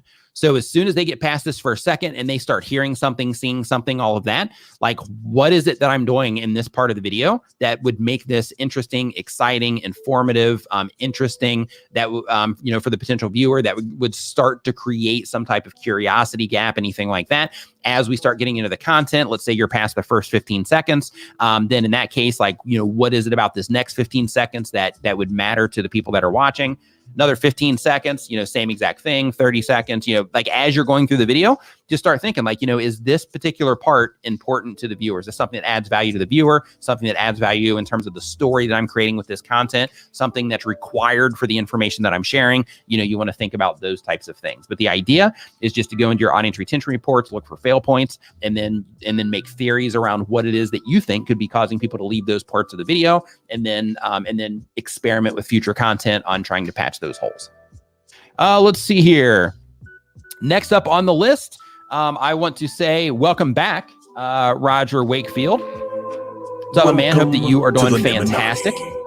I sent your link to a buddy of mine yesterday. He's thinking of starting a YouTube channel, and he was like, "This is funny." He was like, "Man," "Yeah, I want to start a YouTube channel, and I'm not really sure like what to make videos about."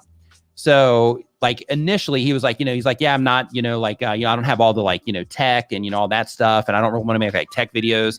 And I sent him like your videos and like a few other channels. And I was like, you can just be like, a person on YouTube, just sharing the stuff that you enjoy, and like people, respond to it if you do it well. And yours was one of the examples that I sent over there. Mike Fish. Welcome to the Nimminati. Welcome to the Nimminati. So make sure that you go to nimminvip.com, my last name with VIP attached to it.com. That will redirect you to our members only Facebook group.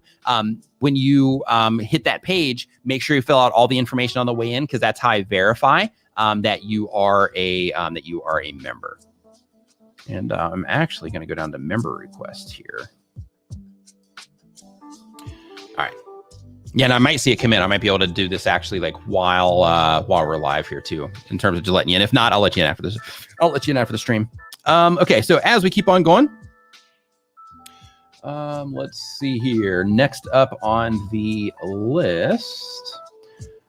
Oh, in terms of boosting engagement too, on that last question, boosting engagement, you want to make sure that you're focusing on just getting people to watch the content first, right? Like you don't want to try to do like all the stuff. I mean, you do, but ultimately, because all the stuff matters, but ultimately the thing that matters more than anything else is getting people to click and watch your content for an acceptable amount of time or competitive amount of time. So because of that, you focus on that more than anything. Once you get that to where it's better, come back and ask me about engagement, and I've got a bunch of answers for you on engagement too.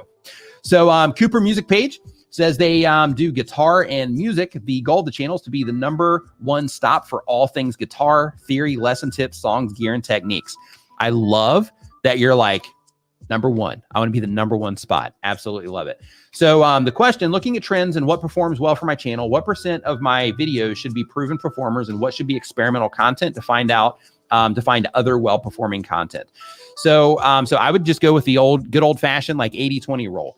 So basically you have the 80% of the stuff that that works, then you have the 20% to where you just sit there, those are the experimental content that you put out. So it's like, this is the core stuff that I need to continue making in order to drive the YouTube channel, in order to become the #1 stop for all things guitar. This is the stuff that's paving that path for me, but I need to also do other content from time to time to see if I can find those things that will, kind of spike out for me, so to speak, and just overperform, or that I find out that my, audience just loves when I do that type of content. So I would just go with the 80-20. That's just kind of like a golden rule that I use. And again, that's so that you're prioritizing the stuff that is proven to work, so that you can, keep everything swelling, so to speak. And then, the 20 is like, hey, I'm putting these out there for the sake of trying to uncover, new things for my audience. And then sometimes too, like if you, just kind of run dry or whatever on some of that 20%, then you can be like, hey, for the next 3 months, I'm just going to, just take that 80, we're sliding that puppy to 100, and then I'm just going to deliver, right, for that 3 months. And then, and then I'm going to go back into a season of, experimentation. That's what I typically do on mine. Let's see here. So as we keep on going through the list. Okay, so next up on the list, and really quick, I just want to let you know, if you're enjoying the stream so far, make sure that you give it a thumbs up. If you're enjoying the show, remember to give it a thumbs up and share it with a friend right now. In addition to that, I do want to remind you as well, just in case you're just joining the stream, that I do have links to a bunch of useful stuff down in the video description. If you're a YouTube content creator, there's a lot of stuff down there that will, that'll help you as a YouTuber. So make sure that you check out the description of this live stream as well for, other useful links down there. So let's see here. As we keep on going, we've got Turtle Wondering. That's cool. Says that they have an outdoor vlog. The goal of the channel is to encourage more average folks Let's see here. To go outside, travel, and explore their world. Most of my videos have been vlog style. I've also done a few videos on traveling on a limited budget, and a few planned on beginner hiking. So Saniac, I'm trying to build the question. I'm trying to build, and I'm struggling to come up with engaging titles. I don't want to use clickbait style, and I'm really struggling to find the right combinations for a good title. I only have 44 subscribers, and I believe an audience is out there, but not sure how to create titles that will help us find each other. Any ideas? One thing that you can do, depending on who exactly it is that you're going after, is to actually call people out. I call this an audience identifier. It doesn't apply to everything, but in some cases it does. So like, for example, my audience identifier that you'll see throughout my content is YouTuber, right? YouTuber, new YouTuber. Like in Roger's situation, who's in here earlier, in his case, he has a lot of plumber related plumber reacts to, like that kind of stuff. And in, there's like Legal Eagle, for example, who does similar stuff. It's lawyer reacts to, this type of thing. Then there's also, where you call out like iPhone users, like if you're making all content, for iPhones, right? Where you can literally call them out as like Apple fans or, like that type of thing, to be able to help them identify that your content is for them. But ultimately, there's that in terms of the audience identifier. It's appropriate sometimes, not all the time. But then in addition to that, it's more about thinking like through the entire package, right? Like in terms of the topic, that this topic is appropriate for the audience you're trying to reach. Then you got to say, okay, with this thumbnail that I'm putting together, I'm not just trying to throw a bunch of stuff on there. I need to be very intentional about what it is that I'm doing here in the thumbnail. And the main thing that I need to make sure that I'm doing is helping people identify that this might be something that they're interested in. So in your case, if you're doing like outdoor related things, just focusing on things related to the video that you make. So let's say, for example, you have a video about, like hiking shoes. Then in that case, instead of it being like a picture of you standing out in the middle of nowhere, it's a photo of hiking shoes, right? So like that's what the thing is, because so then in that way it helps people identify like, hey, those are hiking shoes, that kind of thing, drops them down to the title where you tell them that it has something to do with hiking shoes, right? So when it comes to the title itself though, what's really important to think about is that there's two different types of clickbait. They're actually Vertasium. If any of you, this video is in my community feed right now, and I really recommend Turtle Wondering that you go and watch this video. And it highlights the importance of effective thumbnails and titles for click-through and how big of a difference it can make. So when it comes to clickbait, you have clickbait that is misleading, right? To where it's like, they're expecting something. Your videos out from the outside says that it's about this, but in reality it's about this, right? So then people come into that, they're not happy with the content, they end up leaving quickly, they feel misled. That's that type of clickbait. And then there's the other type of clickbait, which we're gonna transform that into compelling. And then on that side of things, it's to where you're using your audience, the things that they care about, the things that they think about, the things that they are interested in, the things that they want to know, the things that they know already that you're going to challenge them on. You use all of that type of information as a way to compel those people to be interested in what it is that you're making. So for example, same exact thing. Like if you look at my content, I have a video recently. It's like, 4 things that'll get your YouTube channel deleted, right? So when you look at that, you think 4 things that'll get your YouTube channel deleted, right? And it's like, okay, well, that's pretty clear. I'm a YouTuber. I'm concerned here, so I'm going to click on this. When I'm putting that title together and I'm putting that thumbnail together and I'm thinking of the words to use and I'm thinking of the words to focus on in the thumbnail, I'm not thinking, how do I explain everything that's happening in this thumbnail? What I'm thinking is, how can I make a YouTuber think like, oh gosh, I have to watch this video, right? That's what I'm thinking. So the thumbnail, a little warning icon, it just says warning YouTubers.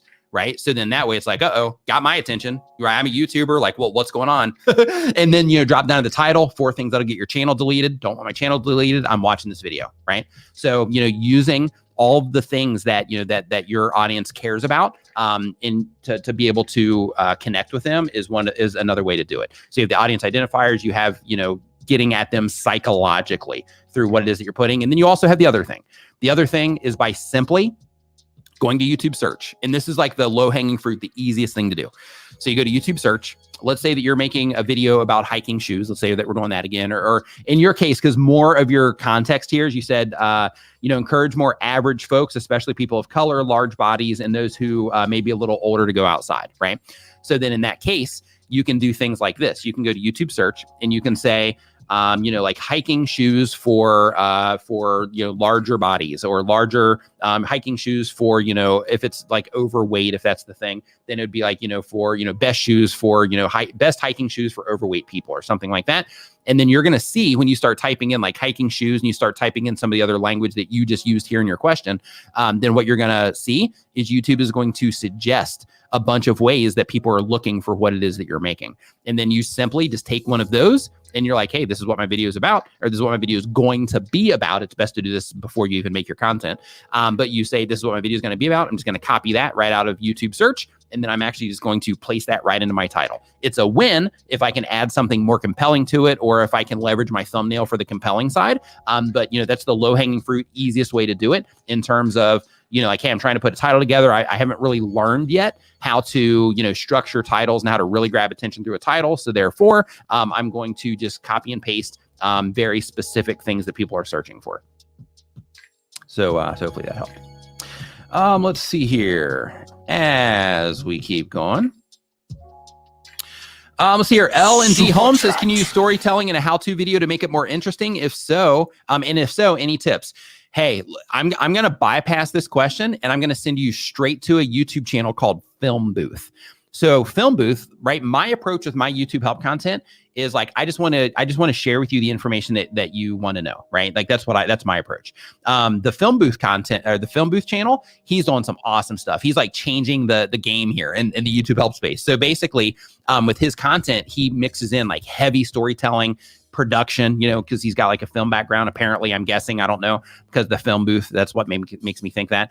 But basically, Ed is his name that has that channel. But he's doing some really cool stuff over there. But everything that he's doing is actually based on storytelling, but he's doing like YouTube help content with storytelling attached. And he's doing some really like next level stuff, like putting a bucket over his head that's like a time machine, and then he hits the bucket and then he flies back in time to his like former self where he's sitting on a sofa, and he's doing the whole thing like you see in like Christmas movies, right, where they like go back and he's just kind of sitting in the corner watching himself, talk to his girlfriend or wife or whatever she is, watching him, like talk to her about something, or watching him look at his stats and being frustrated about something. And he's like explaining what's going on. Really, really awesome stuff. So definitely make sure that you check out his YouTube channel, because just by looking at his channel and comparing what he's doing to what it is that I'm doing, you'll be able to see the stark difference there.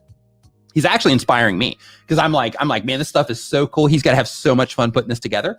So I'm like, man, I should make a few videos like that just to see how you guys respond to them. But I'm not sure if I will or not. Sergeant Nimbo is our next question. Says they upload when they have time. They do Minecraft gaming content. The goal of the channel is to get 1,000 subscribers and fund my own stuff. Question: how do I increase the quality of my videos with Filmora X? I upgraded to it yesterday. So since we're just handing out channels here, the channel that you should check out is Daniel Batal. Daniel Batal, he's in this chat. He was in here earlier. I don't know if he's still here or not, but if you just look for danielbatal.com, I think I even have a link to his YouTube channel down in the description of this video right now. But if you go there, his entire YouTube channel is all Filmora content, teaching you how to use Filmora. Let's see here. Kanye West says, Mr. B said that a creator should have a retention rate of 70% or higher. Anything below that is bad. Do you agree? For him, yeah. Like if that's his personal metric, but in terms of video performance, like I've seen videos perform that have much less retention on them. They don't get 20 something million views like he gets though, right? So if Mr. B says it, I would believe it to be true. But one thing that you do want to do though is like, let's say that right now, like here's the idea. Here's like, most of the people that are participating in the stream right now are under 64 or under 1,000 subscribers, 64%. So what I would love for you to focus on is, if your videos are currently getting 30% retention, get it to 50. If you're currently getting 50, try to push it to 60. If you're currently getting 60, try to push it to 70 and so on. So the reason for that is if you're at 30 right now, 70, that like you got a ton of work to do to get you to 70. So because of that, like just keep trying to increase it and just keep learning how your audience responds to what it is that you're doing, and just keep trying to get it more and more. And another thing to keep in mind is 70% on a 10-minute video is different than 70% on a 20-minute video, and it's different than 70% on a 2-minute video. So, it all comes down to, your video length and all of the other factors that are also involved in terms of click-through rate, further engagement, and so on. But yeah, I mean, he knows what he's doing. So yeah, like you definitely want to follow his advice. And you need to release Donda. Okay, so let's see here. Gray Man Prepping says, what is more important, keywords or hashtags? What's the difference and best place to put them in upload defaults or in the video description? Okay, so the difference between keywords and hashtags is this. Hashtags are where you put the number sign in front of the hashtag. Your hashtags are, you get 3 that will show up underneath your video. So if you've ever been watching a YouTube video and then you see like 3 blue words that you can click on underneath the video, that's a hashtag. So you add those hashtags to your video description, and then YouTube will put the first 3 underneath the video. Now you can put more. I think over 15, they will cancel out all hashtags. So where over 15, they say that all of them become irrelevant. So the idea, if they display 3, just use 3. But with the hashtags, the difference between the two is, one, it has the number sign, and it's something that you put in there for the sake of, like in some of my content, I might have like Nimmin there because that's just like a, an internal thing.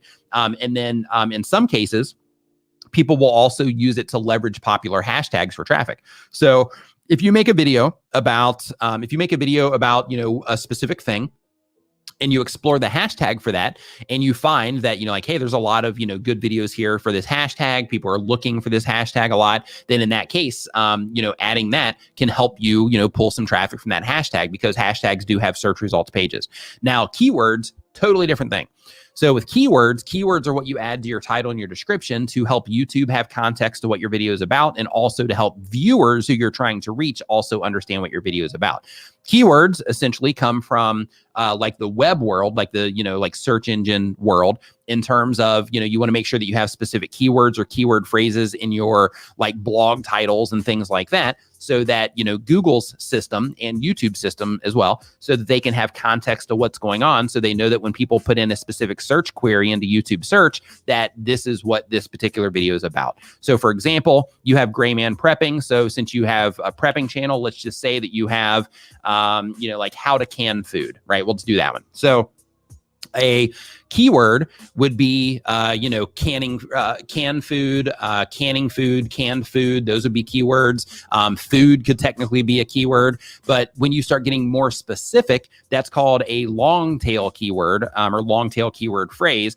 And the idea there is that the more specific you get, the more long tail you get, the higher the likelihood of you showing up in terms of relevancy for that particular long tail keyword. So canned food, probably pretty competitive, right? But if how to can food, if you do that, probably also competitive. But when somebody puts in to YouTube search how to can food, the likelihood of your video showing up there, as long as people click on your video and they watch it at a competitive rate compared to the other videos that are in search, then when you're using that keyword phrase, you're helping your videos show up by relevance when people type in how to can food into YouTube search. So then when that search results page shows up for how to can food, then because you've used how to can food in your title, then that helps YouTube have that context, and they match that relevance. So one of the things that they say in the YouTube Creator Academy, as well as in the Google Help pages, is that when people are searching for content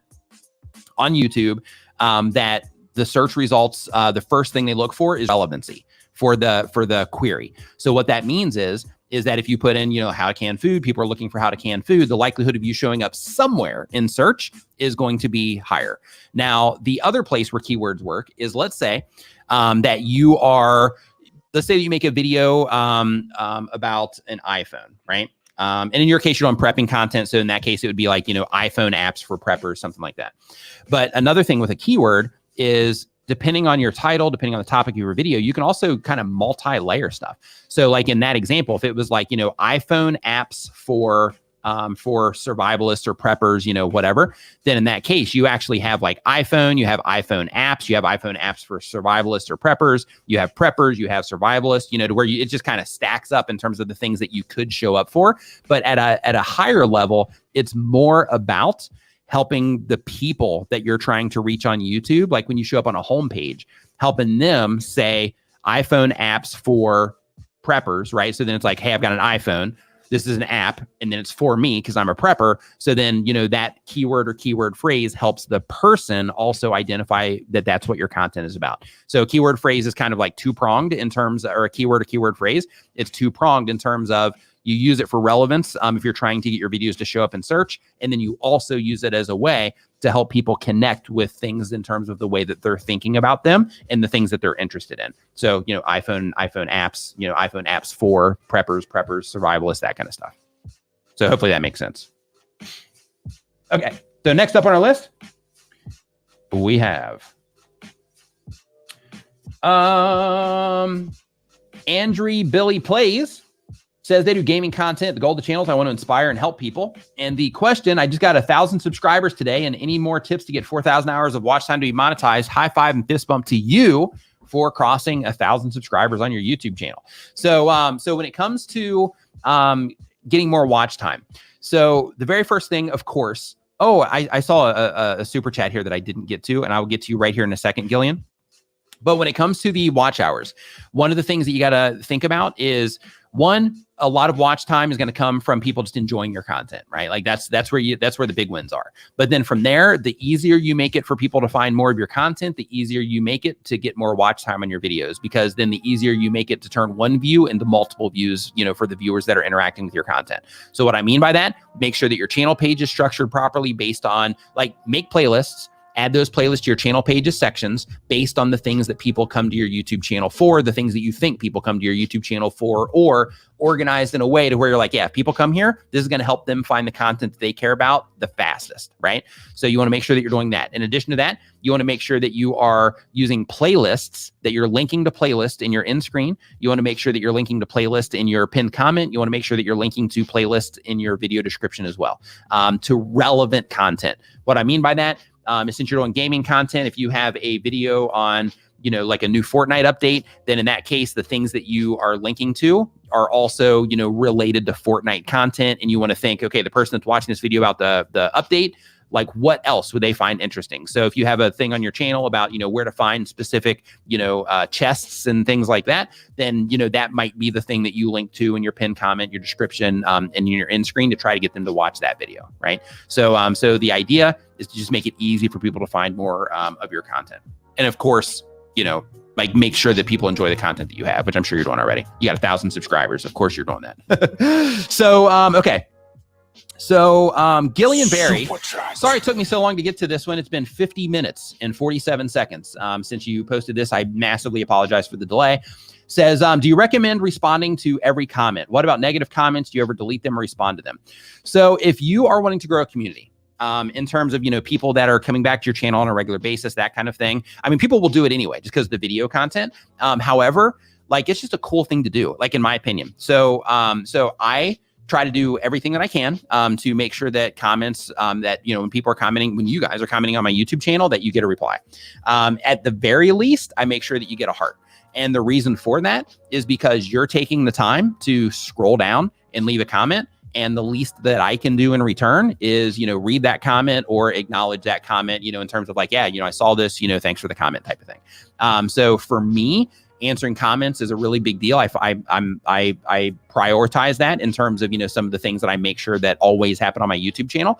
And I recommend that other people do the same. However, if we talk about the other side of this, it can get overwhelming. So, like, if you're like a solo creator, in terms of you're doing everything yourself, you're recording your videos, you are editing your videos, you're doing all your own comments, you're doing like everything, then in that case, you're going to have, and you have a life outside of YouTube, then you are going to, have to balance things out. And when you're balancing things out, you have to make sure that when it comes to YouTube, that you're focusing on the thing that is the most important, which is making the content that they love. And then of course you can just go through and just, heart comments, like as they're coming in, just kind of open your Creative Studio app, start, hearting the comments as they come in. But one common practice that a lot of content creators do, and I think this is great. Like, if you're like, hey, I just can't, like, it's outside of my reality to be able to answer every comment that comes out on the channel. Then one thing that a lot of popular content creators do is they spend the first hour, sometimes the first 2 hours after you publish the video as their comment time.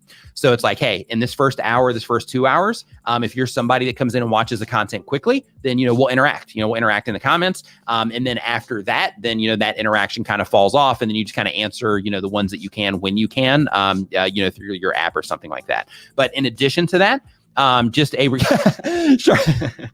Shark Scrapper says a life outside of YouTube. Like, what's that? Yeah, I hear you. So there's an app, and let me pull it up for you here really quick. That was close. Let's see here. So there is an app called Canned. If you're on an iPhone, I know there's alternatives as well, but here I'll show it to you really quick if I can find it. No, I'll just go over here and search. Oh, here it is. It's in my YouTube apps. Okay, so right here, this one right here. Oh, other side. This one right here. It's called Canned, right?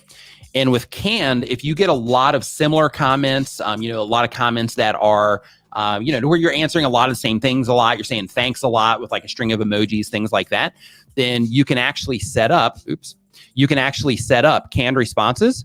And what you do here is when you set up these canned responses, and I'll just go into my Creator Studio and I'll show you exactly the process here. But you go into here. We're going into my latest video. I'm going to go down to the comments and we are going to say, let's see here. So can we talk? By the way, I enjoy watching your videos. Helpful creator. Okay. So here I'm going to click on the reply button, right? So this is what I see, right? When I click on that reply button. And then next, I'm going to click on the little globe just to show you how this works. I'm going to click on the little globe right down here in the bottom. When I do that, let me hit it one more time because it switched to a language there. It shows me this list, right? So really the process, quickly tap that reply, tap that globe, and then hit whatever response it is that you want to hit. And then as soon as you hit that, like let's say that I just do Creator Academy, boom. Then I just hit that Creator Academy and look, I've got the entire sentence there, the entire small little paragraph recommending people go to the YouTube Creator Academy. See how it filled it in? So basically that, if I was doing that in real time, it would be bam, bam, bam, done. Actually, bam, bam, bam, bam, done. Because I gotta send the comment. But that particular app, they have them for Android as well. But as a YouTuber, I recommend that all of you use that app or just some version of it, because over time, this stuff ends up taking like a lot of time, because you want to interact with, the people that are watching your videos, and you want to make sure that if people are asking you questions about things on a regular basis, you want to make sure you're saving yourself time. So if you're always, there's certain things that you're always saying and you have to kind of write out like a long thing, write it out once, make it a canned response, and then you can just drop that canned response in there when people ask that question. Let's see here. So next up on our list today, we have, let me move this, boom, okay. So next up on our list today, we have Beastwoo, I think is what it's called. It's a Roblox channel. The goal is to have fun and monetize in the future. Question, what are some tips for slow growth? So if you're growing slow, it really comes down to, your content decisions. It comes down to the content that you're making in terms of, when you're making your videos, like how are you putting them together? How are you editing those videos, to create a great experience for the viewers? It's that, and it's also, not being able to get people to click on what it is that you're doing. So a huge mistake that I see a lot of newer content creators make is they will just write a title that says something like in this case, you're doing like Roblox game. It'll say like Roblox, or, Roblox walkthrough, or Roblox, whatever, but it'll just say like Roblox. And then the thumbnail will be, something that's just, you can't even see any detail of what's going on. You can't even really tell that it's Roblox, but there's just no context at all into what's going on. So I had somebody, it was, where was it? It was in somebody else's Facebook group. They came in and they're like, man, I've been doing this for like 3 years. I can't get any traction whatsoever. Like, I don't know what I'm doing wrong. And I go and I looked at the channel and I took a screenshot. And basically this person, they were making the content, like they were doing that part. They were doing the, the good part of making the content. But in terms of how they were packaging that content up from the outside, huge fail point. So what they were doing is they would have, like, hey, I'm starting this stream and it's just like a black screen. That would be their thumbnail. And then like the titles would be things like, like, hey, I made it through the game, or, like, hey, I made it, or, stuff like that. And one of the things that I said to him in that group is I said, you got to think to yourself, like if somebody were to see this presented to them on a homepage or next to another video, like what is it that would make somebody be interested in what it is that you're doing? What is it in your thumbnail that would grab somebody's attention? Just a black thumbnail is not it. Like, what is it in your thumbnail that would, that would help the person that you're trying to reach, people that care about Roblox? Like, what is it that you're doing in your thumbnails that helps them identify that without a question of a doubt, there's not a bunch of stuff all over this thumbnail. It's just like laser focus on grabbing that person's attention that's into Roblox. Like, what are you doing to help facilitate that? Right. Same exact thing with the title. Like just saying, like, hey, I beat it. Doesn't give any context, right? It doesn't give any context into like who it's for, what it is, what's going on in the game, why somebody should watch, like none of that. It doesn't give any context. If you're like a superstar YouTuber like Casey Neistat or somebody, and you make a title like that, sure, people are going to click on it just out of scale, because you're going to get the initial amount of impressions you're going to get on that are going to be massive, and because of that, you're going to get a lot of clicks on it. But in terms of somebody that's just getting started, where YouTube doesn't have that data, they don't have tons of recent viewers interacting with the channel, that kind of stuff. In that case, then you have to be a lot more specific because because people aren't going to see your content at scale yet, unless you make something good. If you make something good, that will go at scale. But in terms of those initial impressions, like everyone counts when you're first getting started. I mean, they count anyway, but especially when you're first getting started. Super chat. Cutthroat Society says, hey Nick, I need more advice on live streams. Do you set up a sort of rough draft routine to follow for 3+ hours? Nope. So my approach is that I basically start the stream, and then I have no idea when the stream first starts. I have no idea how it's going to go. I don't know what we're going to talk about. I don't know anything. I don't know the questions that are going to be asked. I knew nothing. And then basically I come in, and the format is that I just have my intro thing, just getting, telling people like how to participate. And for the people that are there when it first starts, telling them how to participate, and letting people know about, the sponsors and things like that. And then I start the Q&A. So one of the things that I do is I have a form. That form kind of gets me going in terms of like, hey, this is the people that, were hanging out in the stream when it first started. So let's make sure that I prioritize these. But then it's also my default. Like I start here. And while I start here, that gives me, content to go ahead and start talking about. And then that form, I got a link to it in the description. It's free. Google Forms is what I use for it. And then basically people just fill that out. And that kind of helps me, kind of get started with some questions. So I don't say, okay, if you got questions to answer, ask them now. And then I have to wait for the delay, for the stream. I got to wait for the questions to start coming in. That just helps me keep everything moving. And then, like here in just a minute, actually, I'm going to start pulling some of these out of the chat as well. But then, I'll start pulling questions out of the chat. And then, the whole thing just kind of transforms and morphs based on the conversation or the questions that are being had. And then later, if anybody ends up joining the stream or whatever, then in that case, then it'll morph around based on those conversations plus the questions that are being asked. Now, that's here. Now, if I'm streaming over at StreamYard, or if I'm streaming on like the TubeBuddy channel or something like that, then in that case, then yeah, there'll be a structure. I'll have like bullet points or something like that, to where it's like, hey, this is a training in terms of like, I'm trying to share very specific information here, trying to help people out. So because of that, these are the things that I need to make sure that I'm talking about through that training, in order to make sure that I'm delivering the best value for those people that would interact with, that content based on the topic of that content. So that's what you want to think about. However, in your case, because you said you need more advice on live streams. So a good thing, or a best practice, I should say, that people typically do with live streams, like if they're not doing Q&A streams, is they use what's called an ROS, or a run of show. That's what ROS stands for, run of show. And basically what that is it's an outline of what it is that you're going to be taking, people through. So, it would have like your intro stuff, up here at the top. And then underneath that, you would have it broken down. This is the intro. This is like, the sponsor information. This is, awareness information in terms of anything you're trying to bring awareness to. This is, part of the actual things that I'm going to be talking about. This part right here is a break where I can just kind of pause for a minute, maybe do some quick Q&As based on the things that I talked about before. Then maybe I mention, sponsors again, or other things that I'm trying to bring awareness to. Then I drop back into the next part of that run of show, which would be more content based around, whatever your bullet points are there. And then you would have, the closing stuff, to where you make sure that you get all your calls to action in there to do the specific things that you're trying to get people to do. Be it subscribe to the channel, be it share your content, be it click on a link to go to a website, or, whatever it is that you're trying to do. But basically what you want to look around for, if you just hop on Google and you type in like ROS, or ROS won't be the thing, type in run of show. And then you'll start to see some, ideas around that. But that, hopefully will help you out there. Let's see here. Jawboy Leaf Super chat says, hey Nick, I used to be a Warzone channel, but there's just too many hackers. Now I've been playing Apex. Any tips on switching niches? Yeah. So if you're committed, like, hey, I was doing this, now I'm doing this.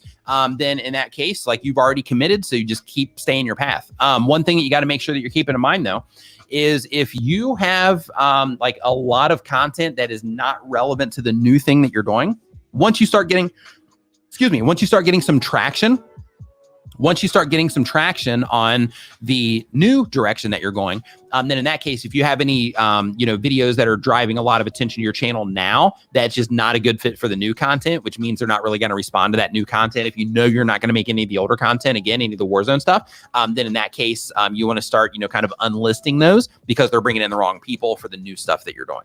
Ultimately, hopefully you'll have some crossover in terms of people coming back into your channel because they're just like, hey, Jawboy Leaf is awesome. I don't care what he's playing. I want, or what they are playing. I want to, I want to come hang out and watch. But in terms of, just pivoting, like you've already committed that you're going to Apex. So because of that, just make awesome Apex videos. And then as you start, and keep this in mind too,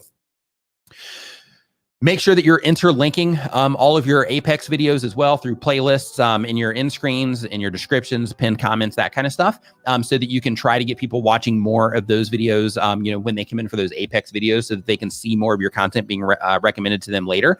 In addition to that, make sure that if you have your channel art that's based around, Warzone, make sure you swap that out and base it around Apex. Make sure that if the content that you're featuring on your channel page is all Warzone stuff, make sure that as you're publishing the new Apex content that you start swapping that content out, those playlists that are sections on your channel page, that you start swapping those out for Apex content as that content, continues to go out. Like as you get more of it, then start swapping out, the older stuff for the newer stuff, so that when people are exploring more into your channel page, for example, then they'll be able to see that, like, hey, now this is all, they won't say now because a lot of people won't even know, but for the people that go there, they'll be like, oh, sweet, this is all Apex stuff. I came in here from an Apex video, that type of thing.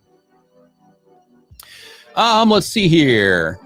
Alex in channel says, am I doing something wrong if my numbers are okay? No, like in terms of doing something wrong, like when it comes to YouTube, like, everybody has different goals. Everybody has different things they're trying to accomplish. Like some people just upload videos and they just share them with their family and friends, and they're not trying to, become like a professional YouTuber, stuff like that. Other people are, just publishing videos and they're trying to connect with other like-minded people. So because of that, growth is important to them because they're, like, hey, if I'm not growing, then that means I'm not getting in front of more people that, like the same things that I like. So therefore, why am I even uploading these to the internet? So, there's the other side, which is, people that are trying to be a professional YouTuber.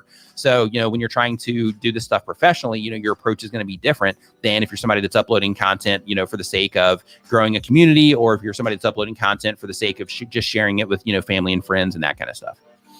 But no, you're not doing something wrong if your numbers are okay. But, it's good that you pay attention to your numbers, and that you also know, like, what is it? Why am I doing this? Why am I uploading these videos to the internet? Why am I, putting this time into, watching, a YouTube, help information? Why did I just spend $2 on a super chat? Like thinking like, why am I doing all this when it comes to YouTube? So that you can make sure that you're extremely clear on your purpose and what it is that you're trying to accomplish. So then everything else in terms of, the numbers that you're focusing on your channel, the places that you're sending people in terms of the things you're trying to get people to do, subscribe, share, go visit, website or something. So you can make sure that you're, sending people down the right path. So you can make sure that you're making the right content for the people that you're trying to reach and the goals that you're trying to accomplish, that kind of stuff. Let's see here.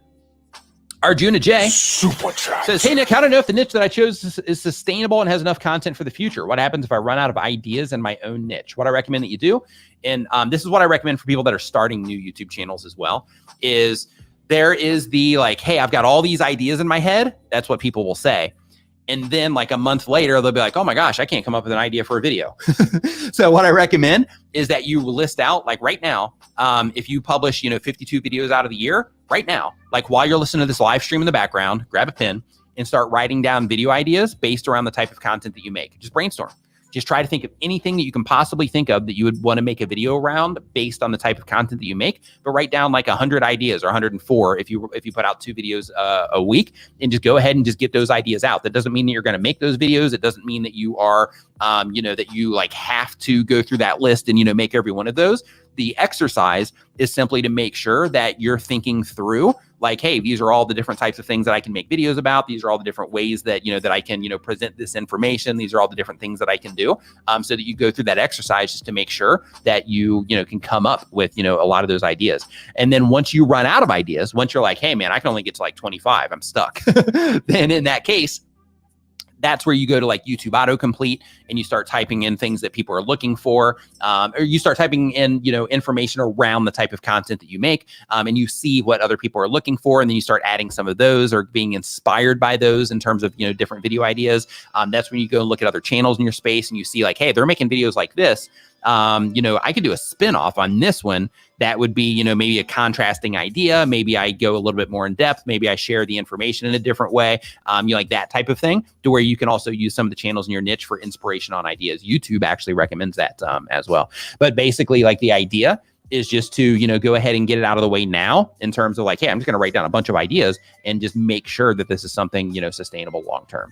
But in reality, most content, most things that you'll do, you'll be able to come up unless you are, doing something that's extremely limited and very specific. Then in that case, you might, it might be a little bit more challenging, but, coming up with video ideas is much easier than it seems like when you're first getting started. And like I said before, people are kind of like of two camps. It's like, I don't know what to do is one camp. And then the other camp is like, I've got so many ideas that I don't even know how I'm going to make all these videos, out of this whole time. And then I'm going to be on YouTube. But then there's also the side of like actually workshopping it and saying like, okay, all these ideas I have in my head, let's actually start writing them down.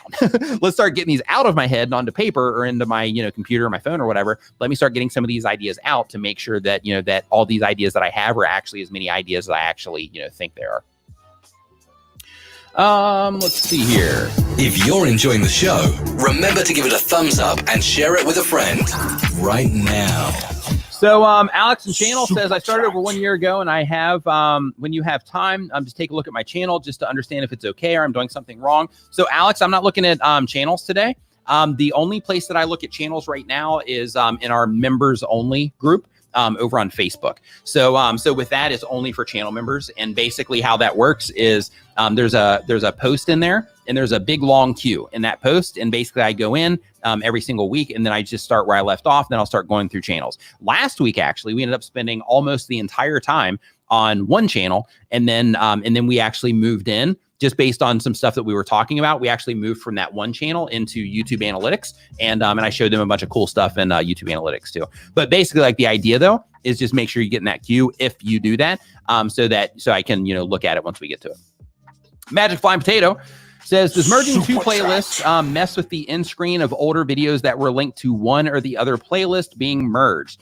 So by merged, if you mean that you are taking the videos that are on one playlist and adding them to the other playlist, then in that case, that would just impact probably the complete rate of that playlist. But in terms of, anything that you're linking to, the only time that that's going to get disrupted is if you actually delete that playlist, right? But in terms of, adding extra videos, things like that, no problem at all there. But in terms of, like, hey, I'm linking this playlist, but I deleted this playlist, that's when you can run into problems.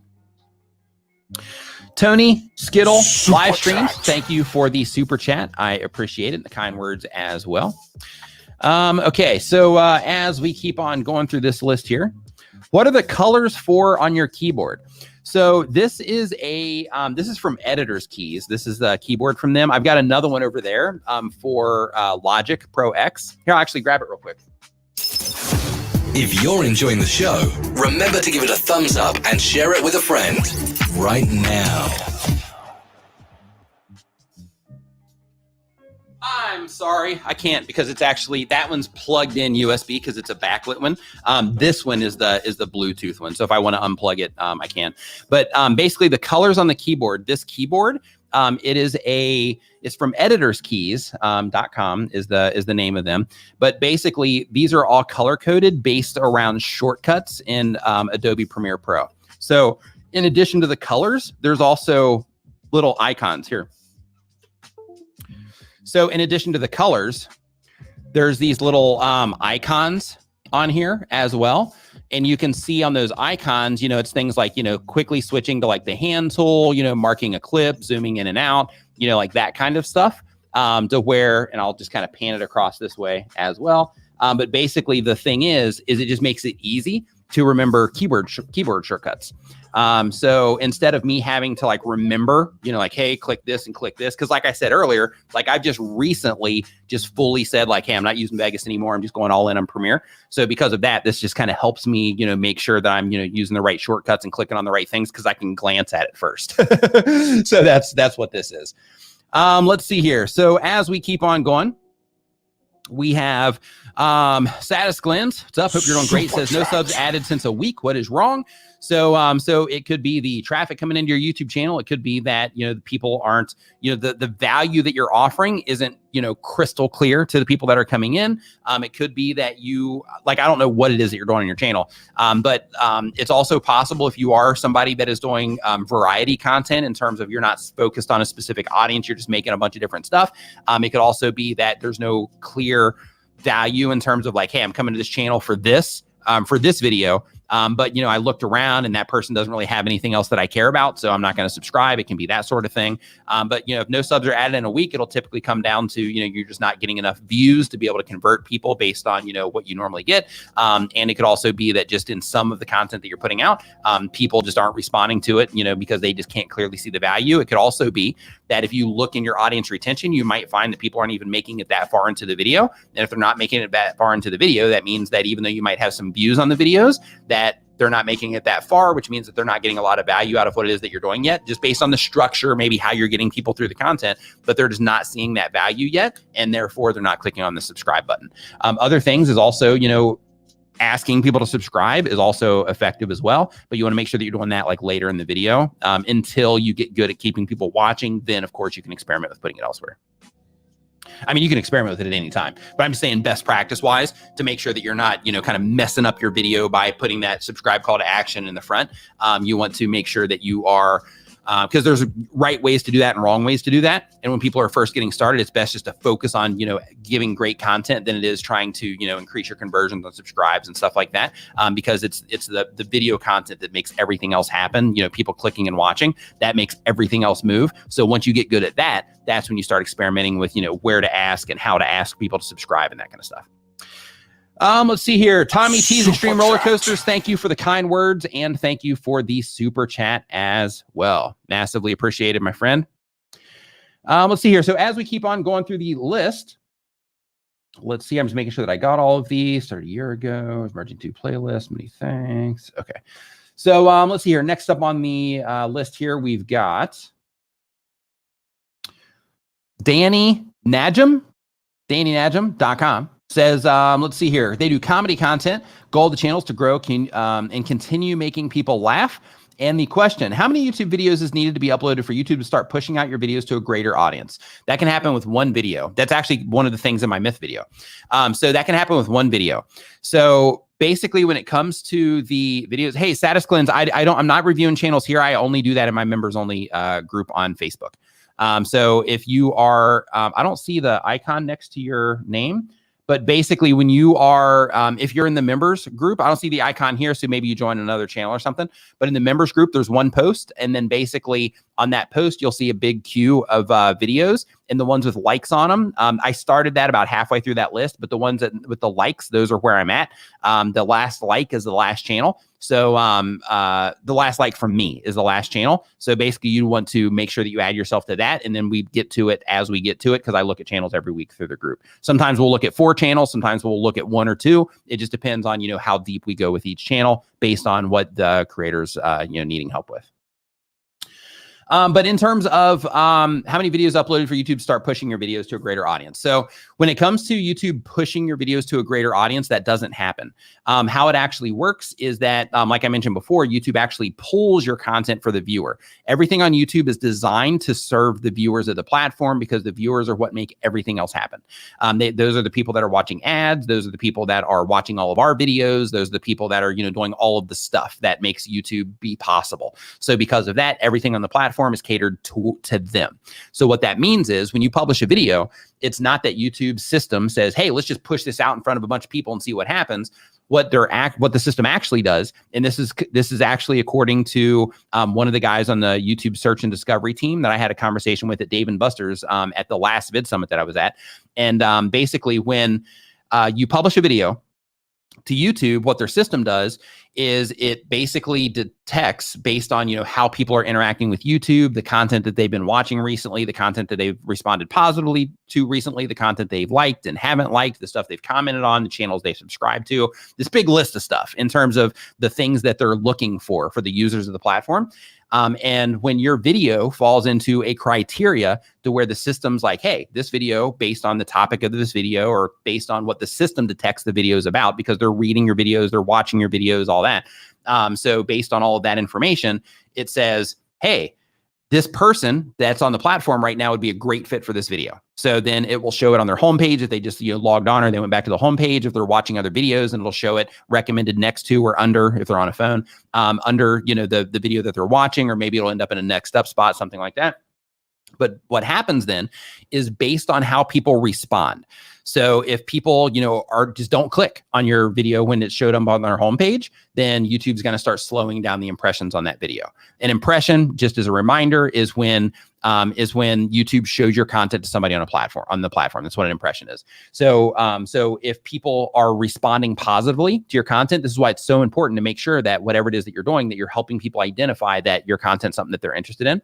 But basically, when you are publishing a video, YouTube is basically going through all the data that they have on all the users of the platform, all the viewers on the platform. And they're like, hey, I think Bob, this isn't like, I'm just having fun with this, but basically it's like, hey, I think Bob would be, a good candidate for this video. So Bob is on the homepage, or the whole page loads, and then bam, there's your video. So you're competing with a bunch of other stuff that Bob also is predicted to like at that moment in time and predicted to possibly click on at that point in time. So your video shows up there on Bob's homepage, and then Bob is like, I'm clicking on this over here. I'm not clicking on this comedy video. So then that one impression, you did not win the click. So then they're looking for other people like Bob, or actually people that are not like Bob, but they're basically looking for other people that are a good fit for your content, and they're showing it to them. And if they're not clicking, then of course, then the system's like, hey, people are not responding to this. Therefore, we're going to drop the amount of times that we're putting impressions on this video, that we're showing this video to people on the platform, and we're going to move more competitive content into its place, or just more test content into its place. So the idea is you can have one video on your YouTube channel and your entire YouTube channel starts thriving right out of the gate. Your very first YouTube video, it happens all the time. You can have your 5th video be that video that resonates with viewers. YouTube finds the right audience for it in terms of the people that are the most likely to respond to it, and they do.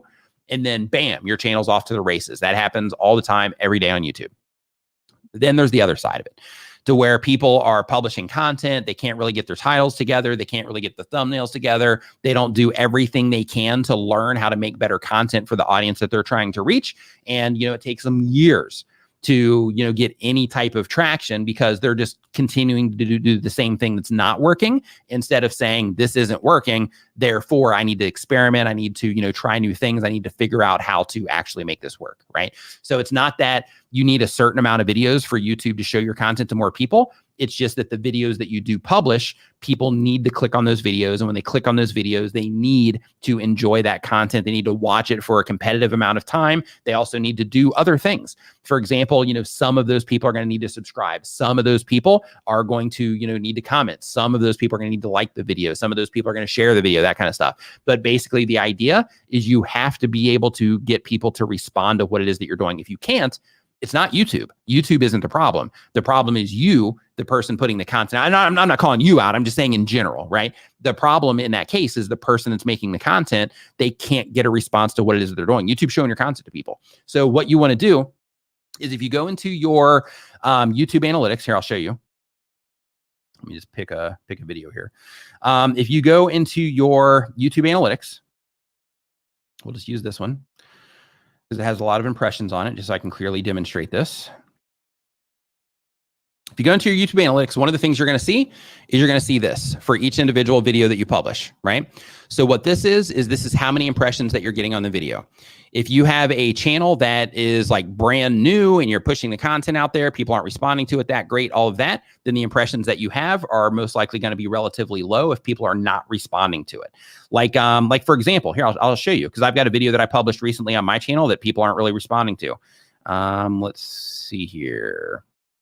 I actually responded to it a little bit better now, but it's still not not great. Let's see here. Great example.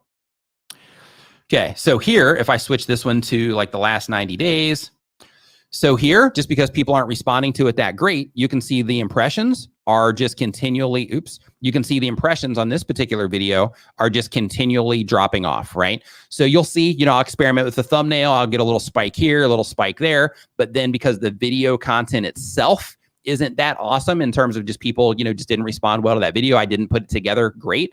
Right. This is one of the ones I edited myself. I should have passed this off to Vigard, but it was a screen recording video. It wasn't really, that dynamic, but basically in this particular situation, you just see the impressions tapering off because, people just aren't, responding to that video that great. So because of that, if you publish a video, and here, I'll actually pull up another one here. Give me 1 second on I'll just pick another channel here.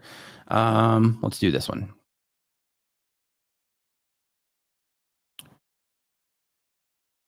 So this one is on a brand new channel. It's about on a video on a brand new channel. This is about let's see here. Yeah, it started right after August. But basically, this is that first video, and you can see here how, there's like a rise of impressions and then it kind of drops off and then a big spike of impressions, but it's still not getting a lot of impressions, right?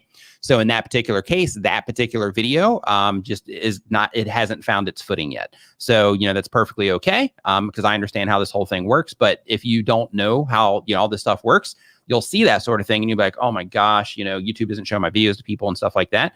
And it's like, just keep learning how to resonate with that audience. And the better you get at resonating with that audience that you're trying to reach, the more YouTube is going to, show your content to those people and other people that are like them as well.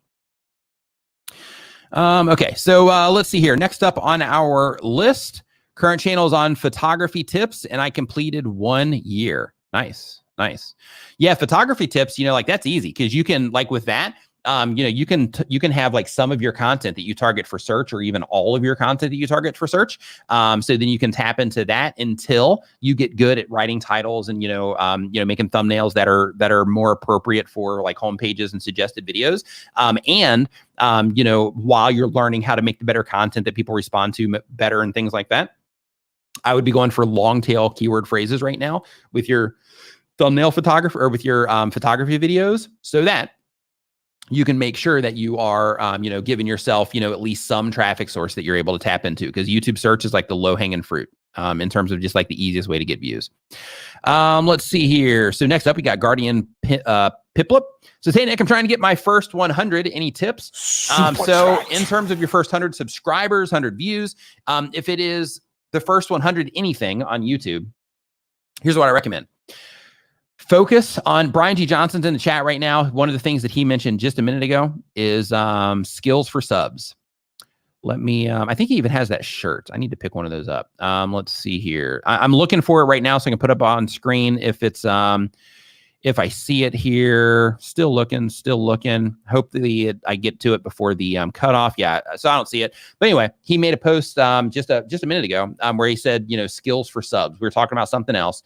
And the thing with what he means by that is when you're first getting started, the best thing, here it is right there. The best thing that you can do when you're first getting started is, of course, you want to pay attention to what's going on. You want to pay attention to how many views you're getting. You want to pay attention to how many impressions you're getting. You want to pay attention to how people are responding to your videos. But you also have to understand that, if you're just getting started with this, you're just getting started with this. So because of that, the best thing that you can do right now is while you're paying attention to how many views am I getting, how many subscribers am I getting, how many comments and likes am I getting, how long are people watching my videos, how often are people clicking on my thumbnails when they're seen on search or when they're seen on home pages or when they're seen being suggested. While you're paying attention to all that, the thing you need to focus on right now while you're just getting started is like learning how to do all this stuff. Because, there's a skill and an art to getting people to click on thumbnails. There's a skill and an art to learning how to keep people watching your videos for a competitive amount of time. There's a skill and of art of knowing when to make certain videos, when to publish certain videos based on who it is that you're making content for. And, those are all things that you got to learn. So what I recommend that you do is that you focus right now on making more content. So what I mean by that is instead of saying like, okay, of course you want to get your 100 subscribers fast. Of course you want to get your first 100,000 or first 1,000 subscribers. Of course you want to get your first, 50 and 100,000 subscribers as fast as you can. However, there's a process that you got to go through. Just like if you were to start playing guitar today, or if you were to start, playing basketball today and you've never played before, you got to go through the process of learning how to dribble. You got to go through the process of learning how to do a 3-throw shot, right? Or a 3-pointer, right? You got to, learn how to do that. You got to learn how to do a free throw shot. You got to learn, the rules of the game, all that good stuff. YouTube's the same exact way. So like when you first come on, you can't expect to be in the NBA, right? So in that, example, so you can't expect to be on the NBA and walk onto like a pro court right when you first come on if you don't have any of those types of skills already from your background that you can apply to what it is that you're doing on YouTube. So what I recommend that you do right now, if you're just getting started, really spend time, watching videos on like how to edit videos, watching videos on how to make thumbnails, watching videos on design, because, there's concepts in design that you can also use in your thumbnails, watching videos on photography, because, you're working on YouTube. Unless you're doing shorts, you're working or stories, you're working within a 16:9 ratio, right? So there's certain rules in terms of imagery that are typically applied to, to design, that are applied to, photography and videography in terms of making something look flattering, in terms of framing, in terms of where you're positioned in the frame, that kind of stuff. So you want to make sure that you're learning all of that stuff so you can apply it to what it is that you're doing. And if you do that, and then you keep publishing content, you keep thinking, hey, what's the best thing that I can do for my audience right now in terms of the content that I'm making to add value to them? You just keep walking down that path, you'll do fine. If you are like, hey, I'm just going to do what I want to do, and, I'm just going to do whatever, then in that case, that can work sometimes. That does work for people. However, most people, it does not. So because of that, you want to make sure that you are, that you're not just doing your thing and just hoping that it's going to work out. You want to make sure that you're being somewhat strategic about it, at least. But you also want to make sure that while you're doing your thing, you're also going through the process of that skill development, so that you can make sure that, that you're armed, so to speak, with all of the tools and information that you need to really give this thing a serious go. If you are, if you're trying to get that first, 100 anything on YouTube. Advice on converting TikTok followers to YouTube subs. Absolutely. So one thing that, of course, that you'll obviously see flow over from is if you have good content on TikTok that, where you'll get substantial amounts of views. And then, of course, you lead people to your link in bio. If you don't even tell people to go to your link in bio, people are still going to go to your link in bio, and you'll get an overflow from that. But basically what you want to do is either have your YouTube channel linked directly in your TikTok bio, or link to a link tree. So a link tree is basically to where, and you can, there's a bunch of different versions of this online. We actually have one coming out with Tube Spanner as well. But basically with a link tree, all it is it's a domain name or a URL that you put into your bio. And then when people click on that, there's like a string of information. It usually all looks like buttons. Some of them let you have like video players, stuff like that. But basically at the very top of that, put your YouTube channel. Right. And then within that one, put, whatever it is that you are, like, if you have other things, then other social media accounts, then put your YouTube channel at the top. But if you're like, hey, all I have is my YouTube channel, my TikTok, then in that case, just put a raw link to your YouTube channel in your bio. And then that way, when you have videos pop, then, you will get some overflow from there. Another thing is to have little graphics that pop up in your TikTok videos, letting people know that you have, a YouTube channel as well, or you just verbally mentioning that you have a YouTube channel as well. Follow me here on TikTok. Also, as a heads up, you can also find me on YouTube. So then that way, for the people that, that are crossovers, which a lot of people are, then those people know that they can also find you on YouTube as well. Like I just recently, not recently, about a month ago, there's a music person, her name's Cara, that I was getting a lot of really good music information from on TikTok. So with her, she mentioned, I didn't even know she had a YouTube channel, but she just happened to mention it in passing on one of her TikTok videos. And I was like, oh, duh, didn't even think to look for her on YouTube. So then I went over to YouTube and I manually searched for her. Like a lot of people won't put that effort in, but I did. And I was like, hey, I'm gonna go over there. I'm gonna look for her over there because her information is like so awesome that I'm going to make sure I'm subscribed to her over there as well, so I can watch her videos over on YouTube. But basically, I worked with a guy at one point that was going like really hard on TikTok, and he was going kind of like on YouTube, but like his TikTok started blowing up. It was like when it was first coming out, and anytime he had a video pop on TikTok, he would just get flooded over on his YouTube channel, and he ended up getting a substantial amount of subscribers on his YouTube channel just because of his TikTok account. It was just flow over from his TikTok account, so you can definitely bring people over.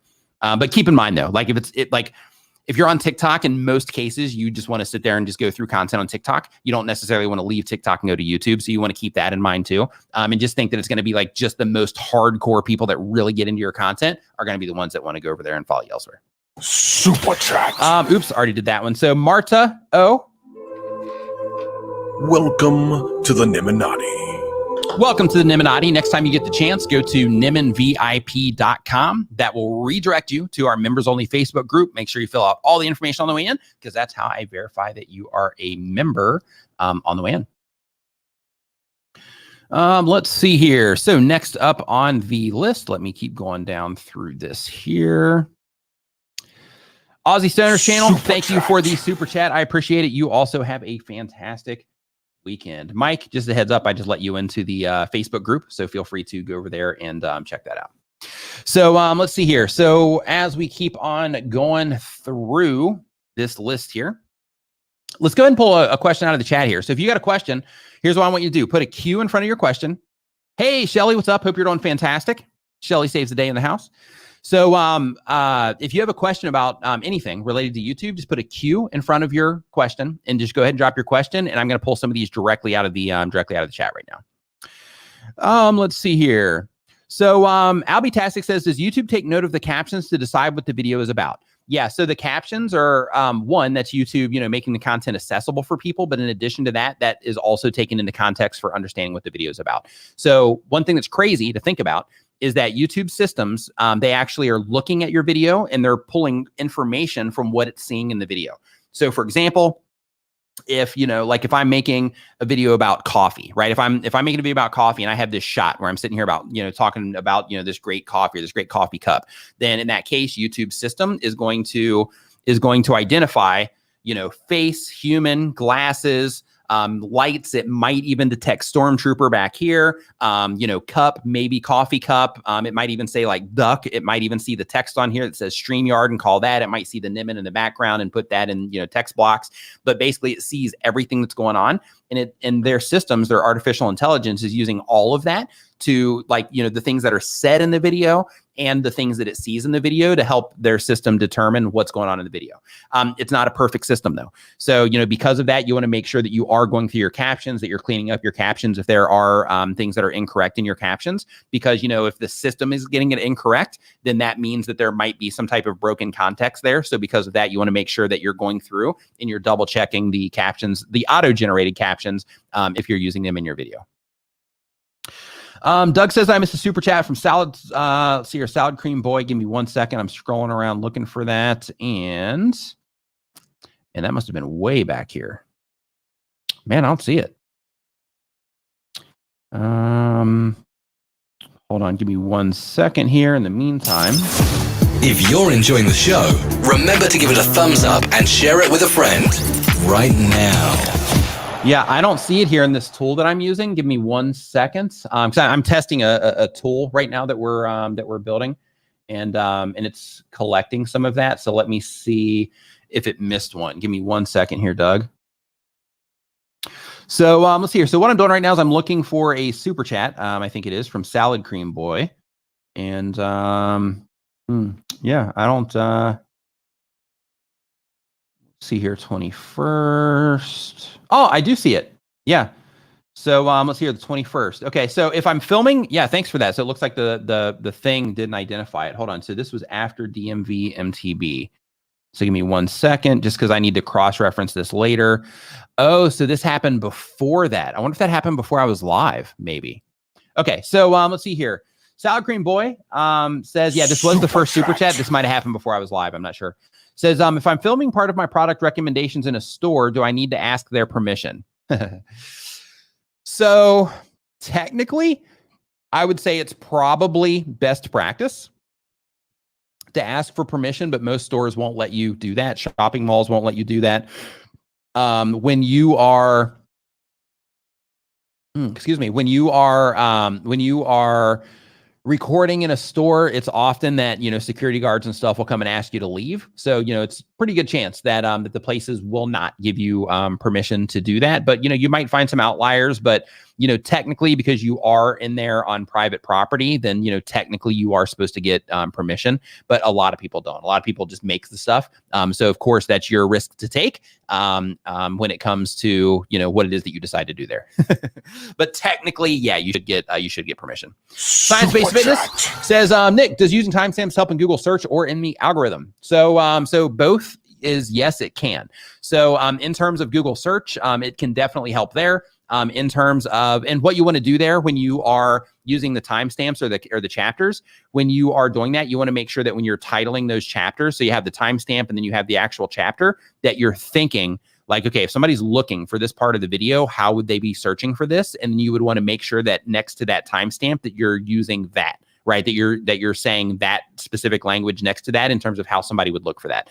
And then in terms of YouTube, it's helpful because if people are skipping through your videos and finding the things that they care about and it helps them, have a better response to your content, then of course that helps YouTube understand that they enjoyed that content, and then therefore will help the video perform better because people are enjoying the content. Same exact thing goes if you don't use captions as well, in terms of, if people come in, they enjoy the content, so on and so forth, then, as long as it's a good experience for the viewer, then that's the most important thing to YouTube. So if it's through chapters, if it's not using chapters, both of them, will be beneficial as long as people respond to the content. But in your case, you want to make sure you're thinking about what's appropriate for the type of content that you make. I mentioned this early in the stream today, but one of the conversations that I had with my partner manager, which is new, I just got a partner manager finally after all this time. So I'm like grateful for that. But one of the conversations that we were having was just the appropriateness of, like the type of content that you're making versus using chapters for it. So like, for example, if you have like story-based content, to where, like you're a vlogger and you're taking people through this experience that you're having,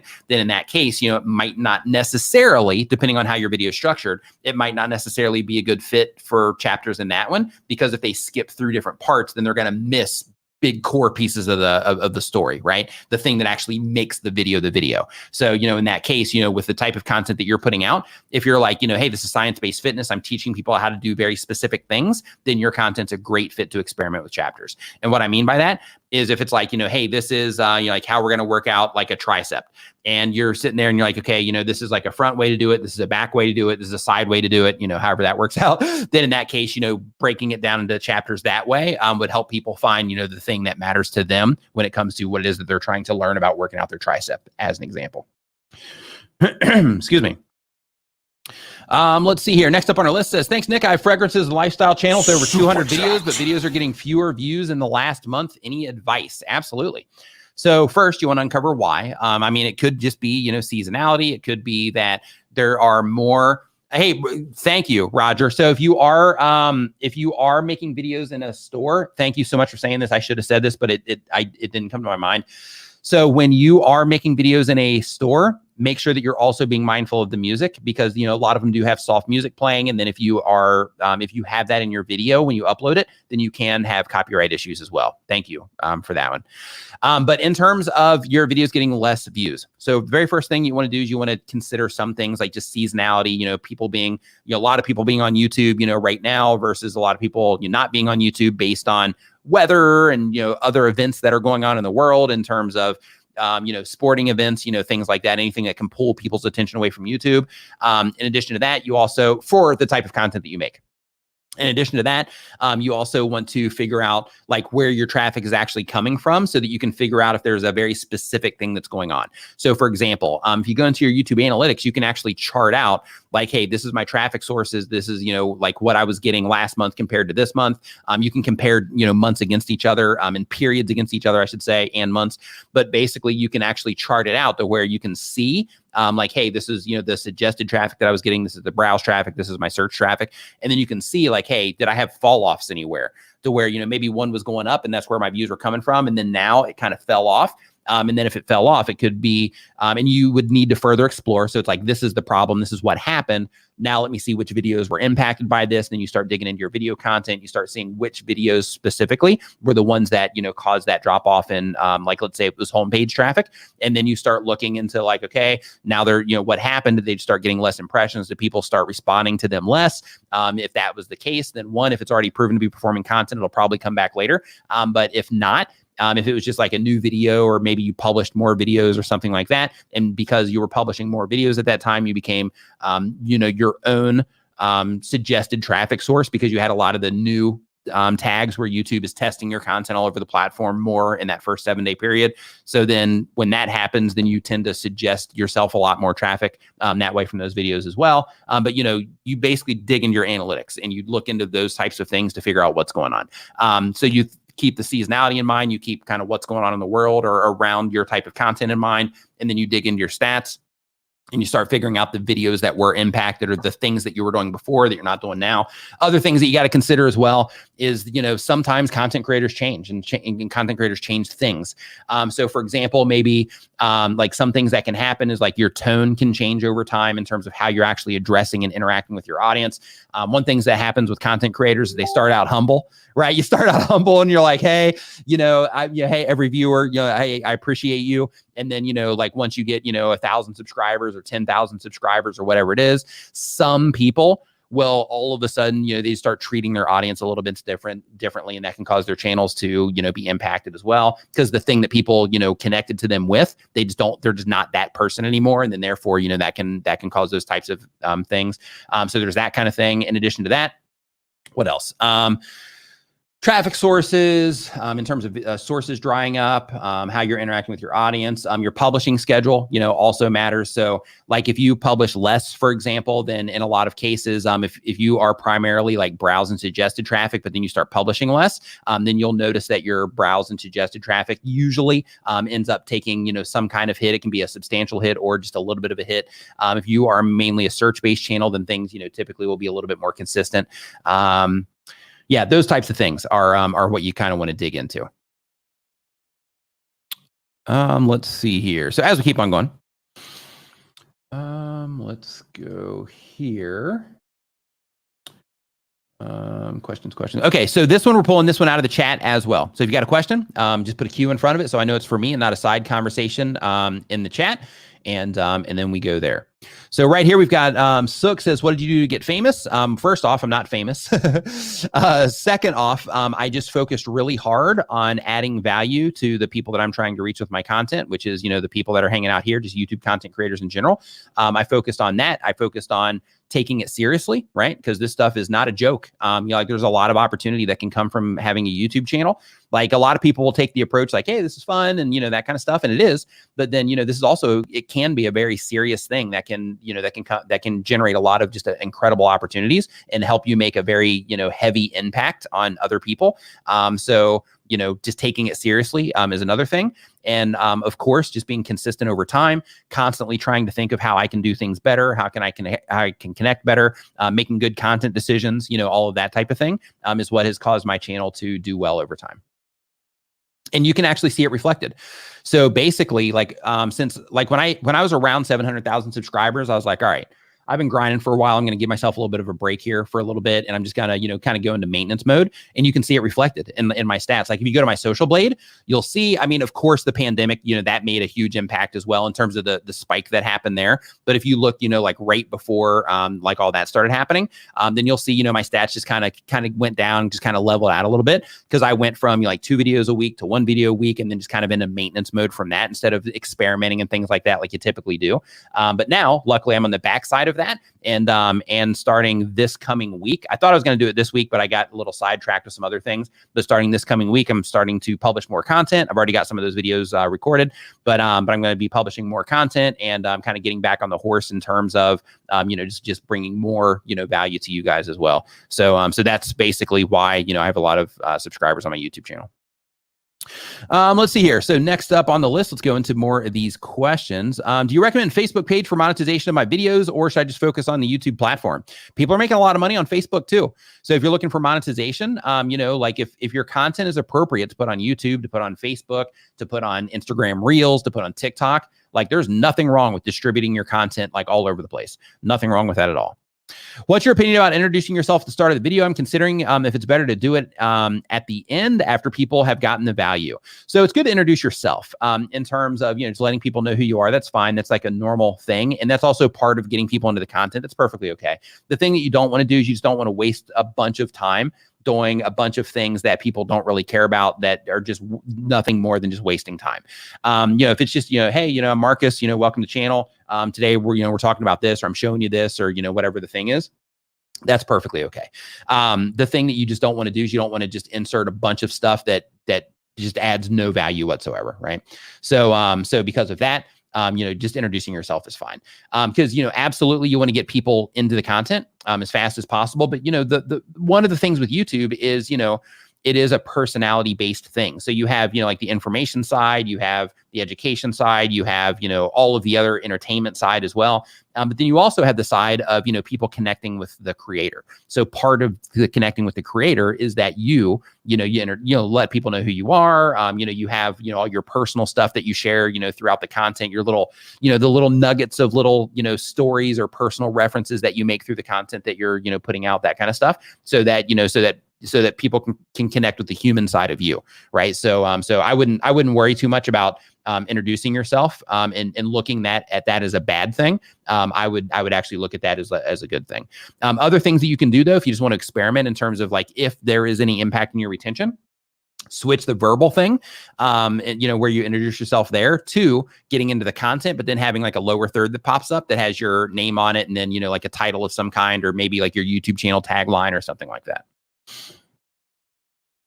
Let's see here. As we keep on going through the list, I'm pulling some of these out of the chat now. So I'm just kind of going through them. How do I get more reach on my live streams? You want to make sure that you are packaging up your live streams just like a piece of video content. So what I mean by that is make sure you have unique titles, unique thumbnails for them as well, if you're trying to get a new audience with your live streams. So make sure that you are, packaging them up like a piece of video content, so that when you're live, right? Like, live video has a lot of weight. And what that means is while you're live, like that time while you're live, if it's for 30 minutes, for an hour, for 3 hours, whatever, YouTube is testing your content all over the place. So, your videos can show up in search, your videos can show up on home pages, your videos can show up suggested next to other videos. So because of that, you want to make sure that your live stream is optimized in a way that helps the people that you're trying to reach, to pull them into your content, to be a part of your show, so that you can make sure that you're packaging everything in a way to help them identify that what you're doing in your live stream is something that they care about. So let's say, for example, you're a gamer. If you're a gamer, then in that case, if you are putting out content on a specific game, you want to make sure that visually they can identify through your thumbnail that your live stream has something to do with that game. So it might not necessarily be all about you. The entire focus might be on the actual game, because you're trying to get new viewers, right? So the entire focus could be on the actual game imagery itself. And then the actual title itself would be something that would help give them context into what it is that you're doing in the stream. But if possible, you also want to make your stream something that is interesting. So for example, there's a difference between Fortnite Let's Play as a title and trying to get number one in Fortnite without a weapon, right? Like that's two totally different approaches in terms of the title. Because if you use the same thumbnail, right, that helps them identify that you're talking about Fortnite. But then you have, Fortnite Let's Play, which is kind of like, okay, there's a million of those, or this is what I'm trying to do in this stream. So then it makes it interesting, right? So just when you're packaging it up, you just want to make sure that you're taking that approach in terms of like, okay, this is what I'm going to be doing in the live stream. Like, how can I build my entire live stream around doing something that more people find interesting, so that I can actually leverage that when I'm packaging this content up in terms of putting the, thumbnail together and the title together, so that I can, use that in a way to where it's like, oh, this is interesting. Let's see if this person can actually accomplish that, So that's kind of the idea. Let's see here as we keep on going through this list here. Doug saying value first. Absolutely. Let's see here as we keep on going. Is it possible to get views on old games? Absolutely it is. There's tons of retro gaming channels out there. While updating the, I'm going through like, this is a lightning round. That's what we're going to call this one. Okay. So I'm just going to start crushing through some of these. So here we go. I need lightning round music. So here, give me 1 second. So what kind of music do you guys think that I should have for lightning round music? I'm going to change this music here. So like if we were to go genre wise or mood wise here in Epidemic Sound, what do you think would be like lightning round music? So I can just start crushing through some of these questions here. What do you think? What do you think? I need your feedback here. Need your feedback. Give me the feedback. Let's see here. So I'm going to go into genres. Let's go into moods. Epic. Yeah, maybe epic will be the thing. Go into that. Let me go back into this, go into moods, and then we're just going to go with epic. And then we'll see how this goes. Epic sentimental. No. Suspense. Busy and frantic. Perfect. See what this sounds like real quick. Hold on.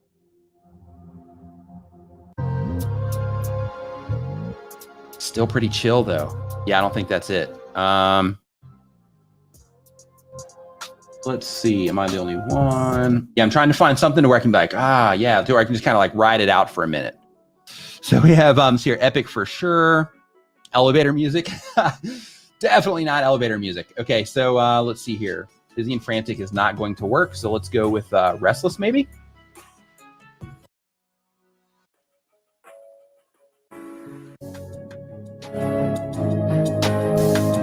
Come on.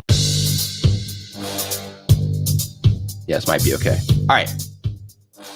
So here we go. While updating the descriptions of your videos negatively impact the algorithm, specifically adding timestamps, updating links, etc., no, you are good to go. So you just want to make sure that if you are targeting search traffic, let me turn this down just a little bit.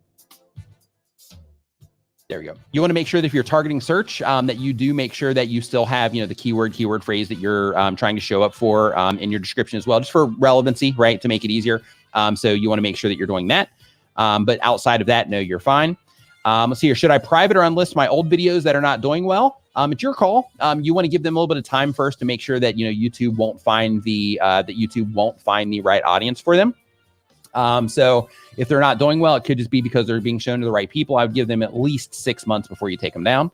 How do you make more people that watch your content subscribe to you? Value. It all comes from value. It comes from making it clear the value that you offer to your audience in terms of spreading awareness about why you're, like, hey, this is what we do on this channel, right? Let's see here. Would having a family-friendly gaming channel affect your chances of at a job in the future? Technically, I guess, it kind of could. If somebody, if the interviewer was like, hey, I saw you on YouTube, I didn't like what you were doing there. Technically, yeah. It might help you as well find a job through your audience as well if you're looking for a job. So there's two sides of that coin. Let's see. Have you ever experienced being demotivated when it comes to your channel? What did you do about it? Absolutely. I went through like a full-blown burnout. And it wasn't on this channel. It was on another channel. What I did is I said, okay, I'm not going to do that channel anymore, or at least I'm going to take a break on it. And I'm going to come back to this channel because then I can balance things better in terms of like, work and YouTube, because I wasn't full-time, obviously, when I first started. So yeah, I've absolutely been through that in a massive way. And I had to pivot because of it. There's been other times as well to where, to where I've just been like, hey, I've made a bunch of these videos, but, let me think of how I can re-energize myself to make a bunch more. And that typically comes down through, just trying to find creative ways to express what it is that I'm doing. So like if you are in a situation where you're kind of demotivated, then one, digging into a deep why in terms of like, why am I even doing this in the first place is helpful. Two, trying to think of how you can do something in a new way or a fresher way, or just how you can kind of express your content in just a new way for yourself, right? And to kind of test that to see how your audience responds to it. So here, how did you start when you began a YouTuber? Because I need advice. When I first got started, I just started publishing videos. I didn't know who I was making content for. I didn't have an audience at the time. I started like a lot of people where I had no idea what I was doing. And then I ended up working on another channel. I got the opportunity to, learn through somebody that knew what it was that they were doing. And in addition to that, I was able to, see exactly what it was that we were doing, with my channel at that time, which was, thriving. And then, and then just kind of took it from there. But basically, you know, when you first get started, you just have to go through the process of learning how to do the whole thing, just like if you were to start playing an instrument. Is it better to focus on a couple of games or variety in a gaming channel, or better being genre focused? So I recommend when you're first getting started, start with a specific game and then slowly test other content so that you can start to identify, are people coming to my channel for the game? Are they coming to my channel for me? Or is there like a hybrid of both? If you find that they're coming there just for that game, then in that case, keep making the videos on that game or pivot into something that's similar. If you find that, you know, you can make whatever you want because they're coming there for you, then you have the golden ticket on YouTube, and then you can start embracing that. So, hello, Marie Nicole. What's up? Hope you're doing great. It says, my latest video has a 2.6 CTR. I've changed the thumbnail and title several times and I can't seem to revive it. Is there anything else that I can do? Keep experimenting. So all of the stuff that you're doing right now, if you can't revive it, then first you just need to make sure you're looking at your impressions. You need to make sure that you're looking at where exactly that 2.6 is coming from, like dig into the traffic sources for it. But then start thinking of just repackaging the entire thing and really spend time just experimenting on the entire package from the outside. Because if people just aren't clicking on it, if you're not getting a lot of views and people still aren't clicking, then you really need to work on thumbnails and titles. You're a channel member, so do a screenshot of the thumbnail and title that you currently have, drop it in the Facebook group and tag me in the members only group. And I'll take a look at it. Show me some of the different versions that you've done so that I can see like, okay, she's tried this, she's tried this, she's tried this. And then I might be able to give you some suggestions from there. Would having a family-friendly gaming channel affect your chances at each? Oh, we did that one already. Oh, no, we did this. Lower third's a great idea. We did that one on the gaming channel. As we keep on going here. Okay, is it okay for you to share your content across all platforms? Then why in the past streams you mentioned that YouTube doesn't want you to send people off their platform? YouTube doesn't want you to send people off of their platform. And if you are sending a lot of people off of the platform, it can negatively impact the video. However, if people respond highly to your content, then you can still send people off platform. So when you're first getting started, it's a good idea to make sure that you're being very strategic about what it is that you're sending people off platform for, and that you're very intentional about every link that's leading off of YouTube. When it comes to bringing people from other platforms onto YouTube, that's a win because you're actually starting sessions on your channel at that point in time, and YouTube loves that. Let's see here. Question for Nick. What are analytics for trends you are seeing in response to different pandemic roller coaster changes? So in terms of, do you mean like Google trends or I mean do you mean like just trending topics in general? Like I'm not sure the specifics on what you mean there with that particular question. Let's see here. So we just jumped past that one. I posted 5 videos, 3 did good and 2 flopped. How to get consistent results. Keep going. So you just published 5 videos, like you haven't even put your toe in the water yet.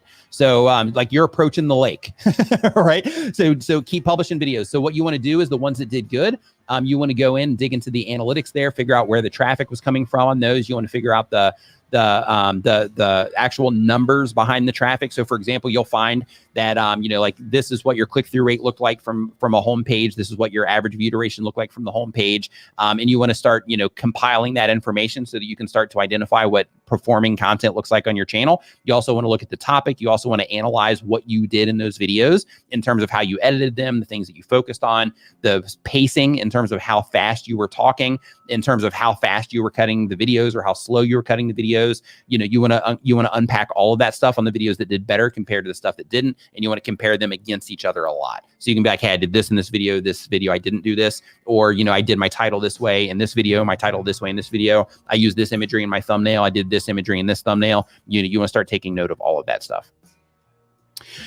Do you keep playing your live streams? You keep going? Yeah, for these live streams, I don't plan these. The only plan is that I know that I'm going to come on here and I'm going to answer your questions. That's it.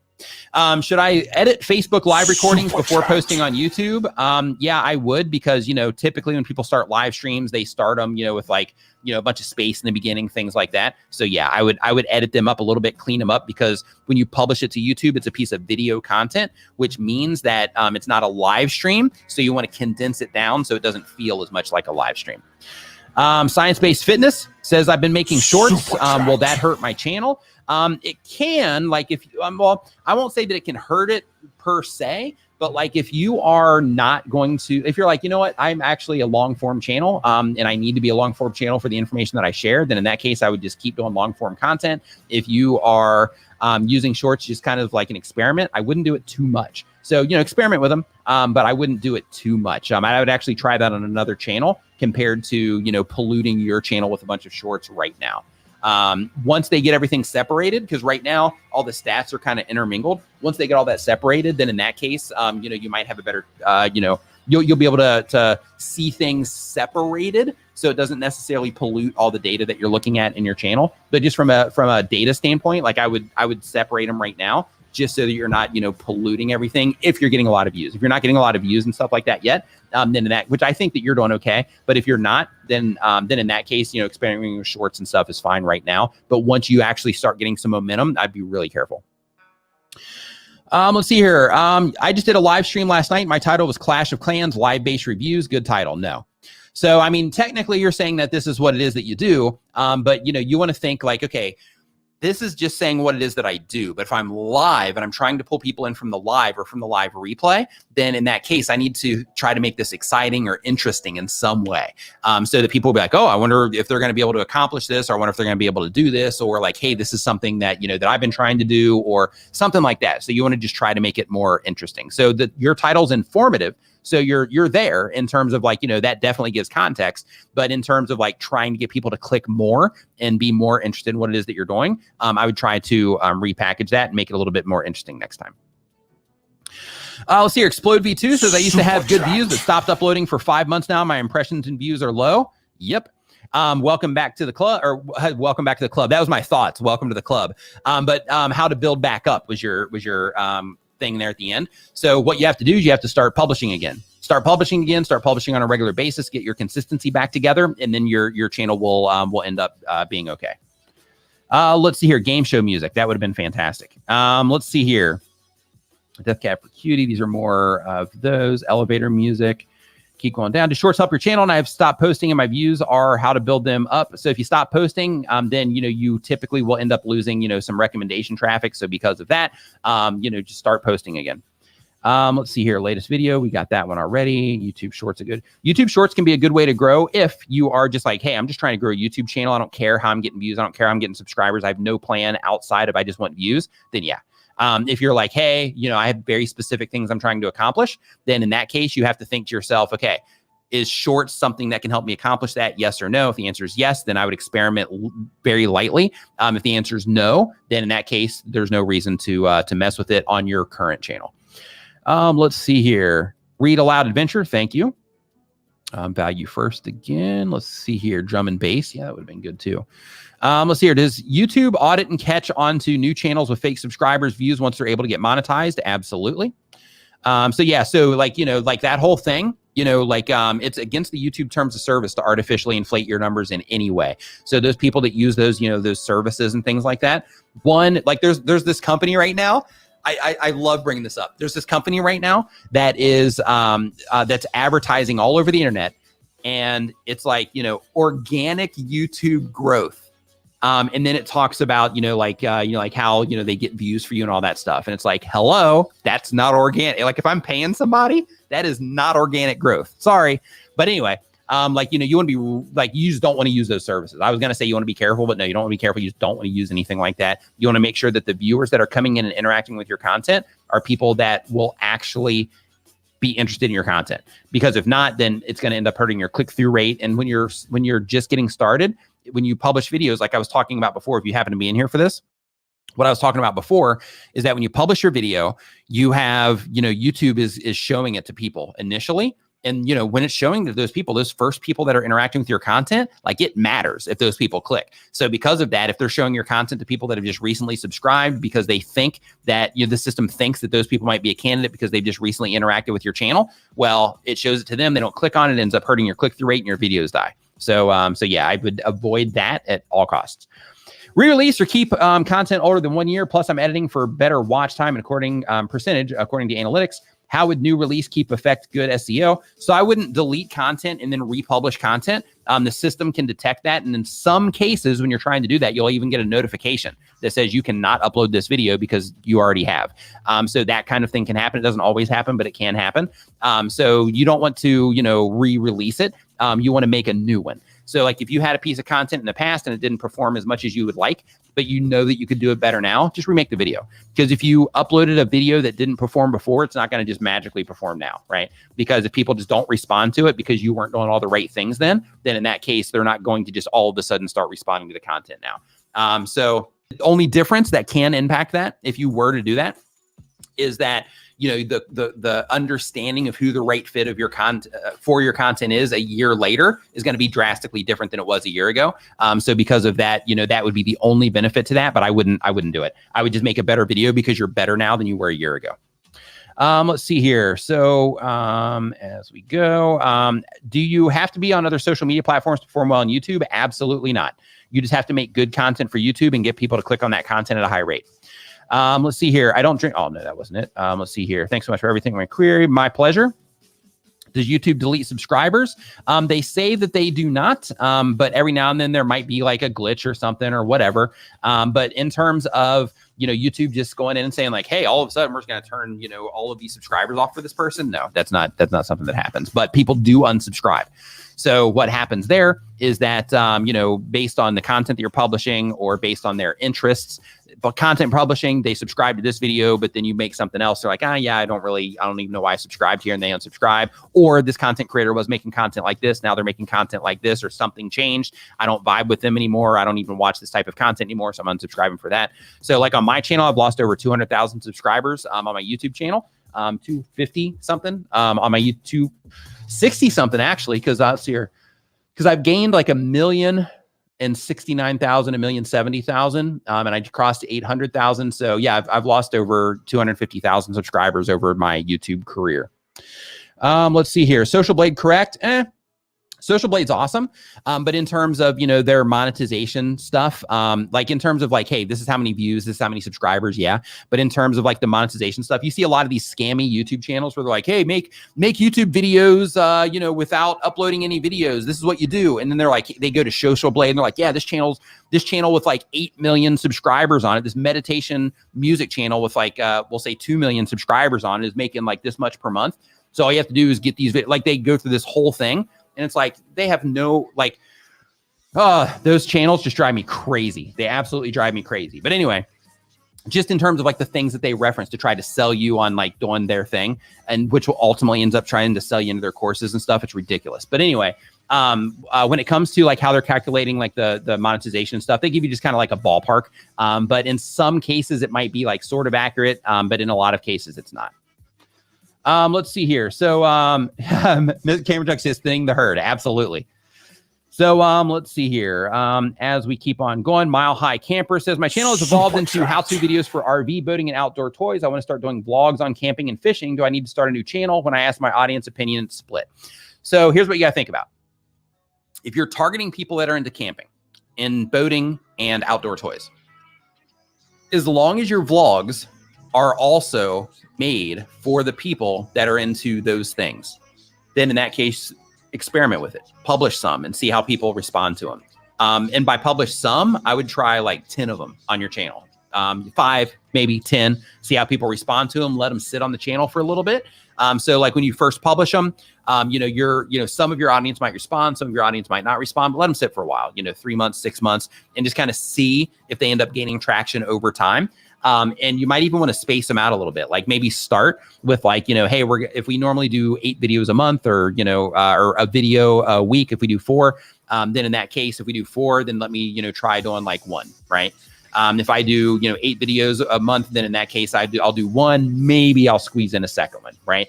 So then you can just start kind of slowly letting that out, but then you focus on the core content that they come to you for, but then you start dripping in the content that you're wanting to make. But again, you got to make sure that you still make it relevant to them, right? So it's not just like, hey, this is what we're doing. Like, that's fine too, but you still need to make it around RV, boating, and outdoor toys so that they can relate, right? So it's like, hey, today we're going out on this toy, and then you talk about it. So it's like, hey, we're having this experience and we're adding that to the content, but we're also talking about this outdoor toy, this jet ski that we're riding, for example.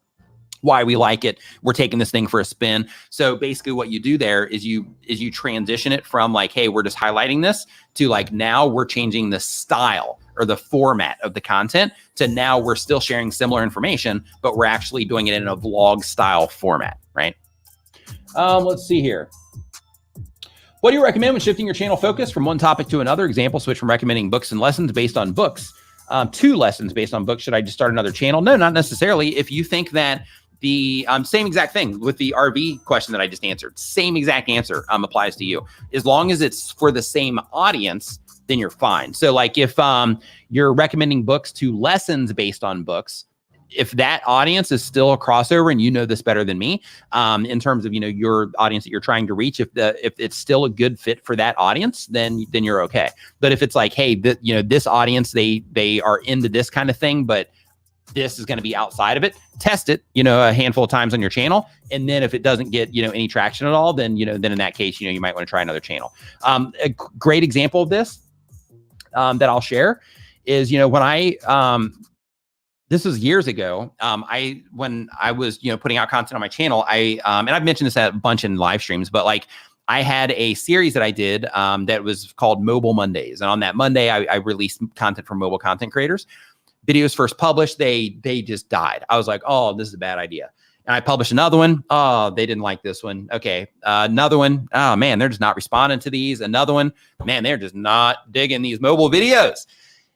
And I was like, okay, I'm done with this series. Not going to do it anymore. They're not responding. And then it was like 3 or 6 months later, those videos, 2 of those videos ended up being primary traffic drivers to my channel. One of them generated over like 70,000 or 60 something thousand subscribers. Another one over 50,000 subscribers just on like 2 out of that very short limited series that I did. So, so those ones that might seem like duds out of the gate, that's why I'm always telling you, like, hey, let them sit a little bit just to make sure that, when YouTube's testing against people, to make sure that this system has time to find the right audience for them. Let's see here. All right. So I want to thank everybody for hanging out. I am going to go ahead and wrap up the stream here. So if you are a new content creator, somebody just getting started, which 66% of you are, I recommend that, during the stream, I talk about tons of stuff, right? Like we talk about, stats, we talk about, just different approaches to different things. We talk about editing, like we talk about everything.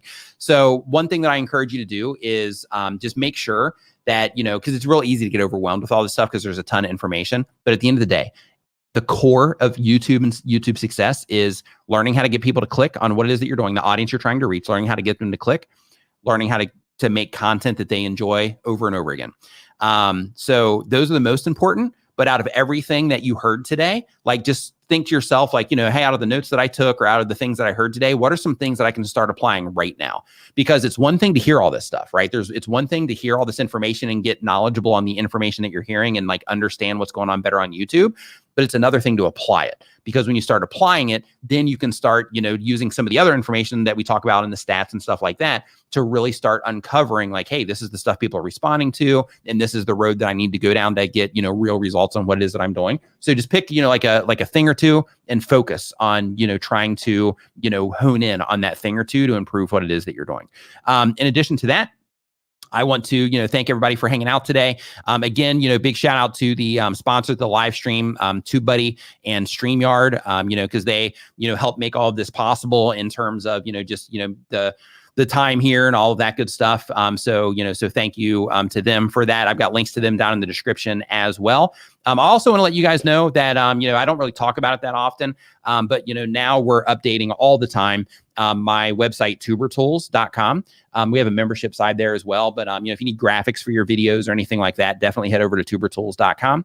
And in the meantime, outside of that, everybody have an awesome rest of your week. I'm actually going to hop on YouTube here really quick. I'm just going to see if there's any other streams going on right now that you should go check out, just based on, streams that I know are good that'll help you in terms of your YouTube channel. But, in the meantime, just have a awesome week. Yeah, it doesn't look like anything's going on right now that I can see at a glance here. But yeah, so just have an awesome weekend and stay safe out there. And I will talk to you guys this time next week, 9 a.m. Eastern. And as a heads up too, for those of you that are still hanging out here, I have an audio version of this that I also publish. If you go to Nimmin Live podcast.com, I think it is, you'll see information on that. So you can listen to audio versions if you are somebody that catches up with this, down the road.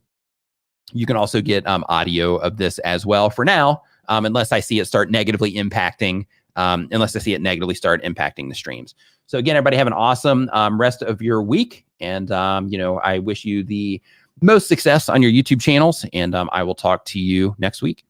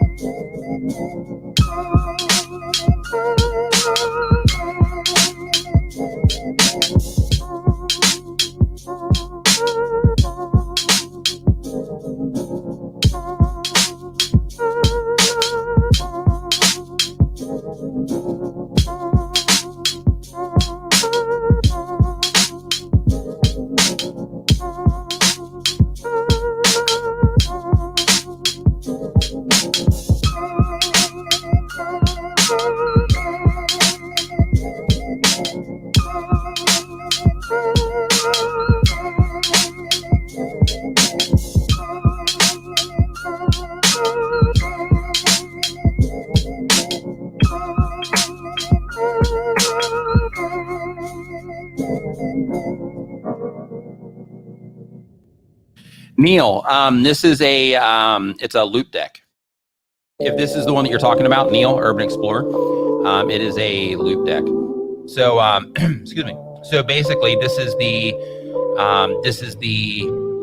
it's kind of, it works kind of like this. But the difference is that like if I'm in like Photoshop or Audition or any software, basically how it works is this will have like shortcuts pop up and I can program pretty much everything on here, and it will I can just like hit stuff. So like here, for example, I have to hit like this to hit the razor for Premiere Pro, but I can also set this up on tools that I commonly use. And then as soon as I open up Premiere Pro, then it will change what I see here and then what these buttons are assigned to. And then I can just kind of tap on here as well. So I got this before I got this.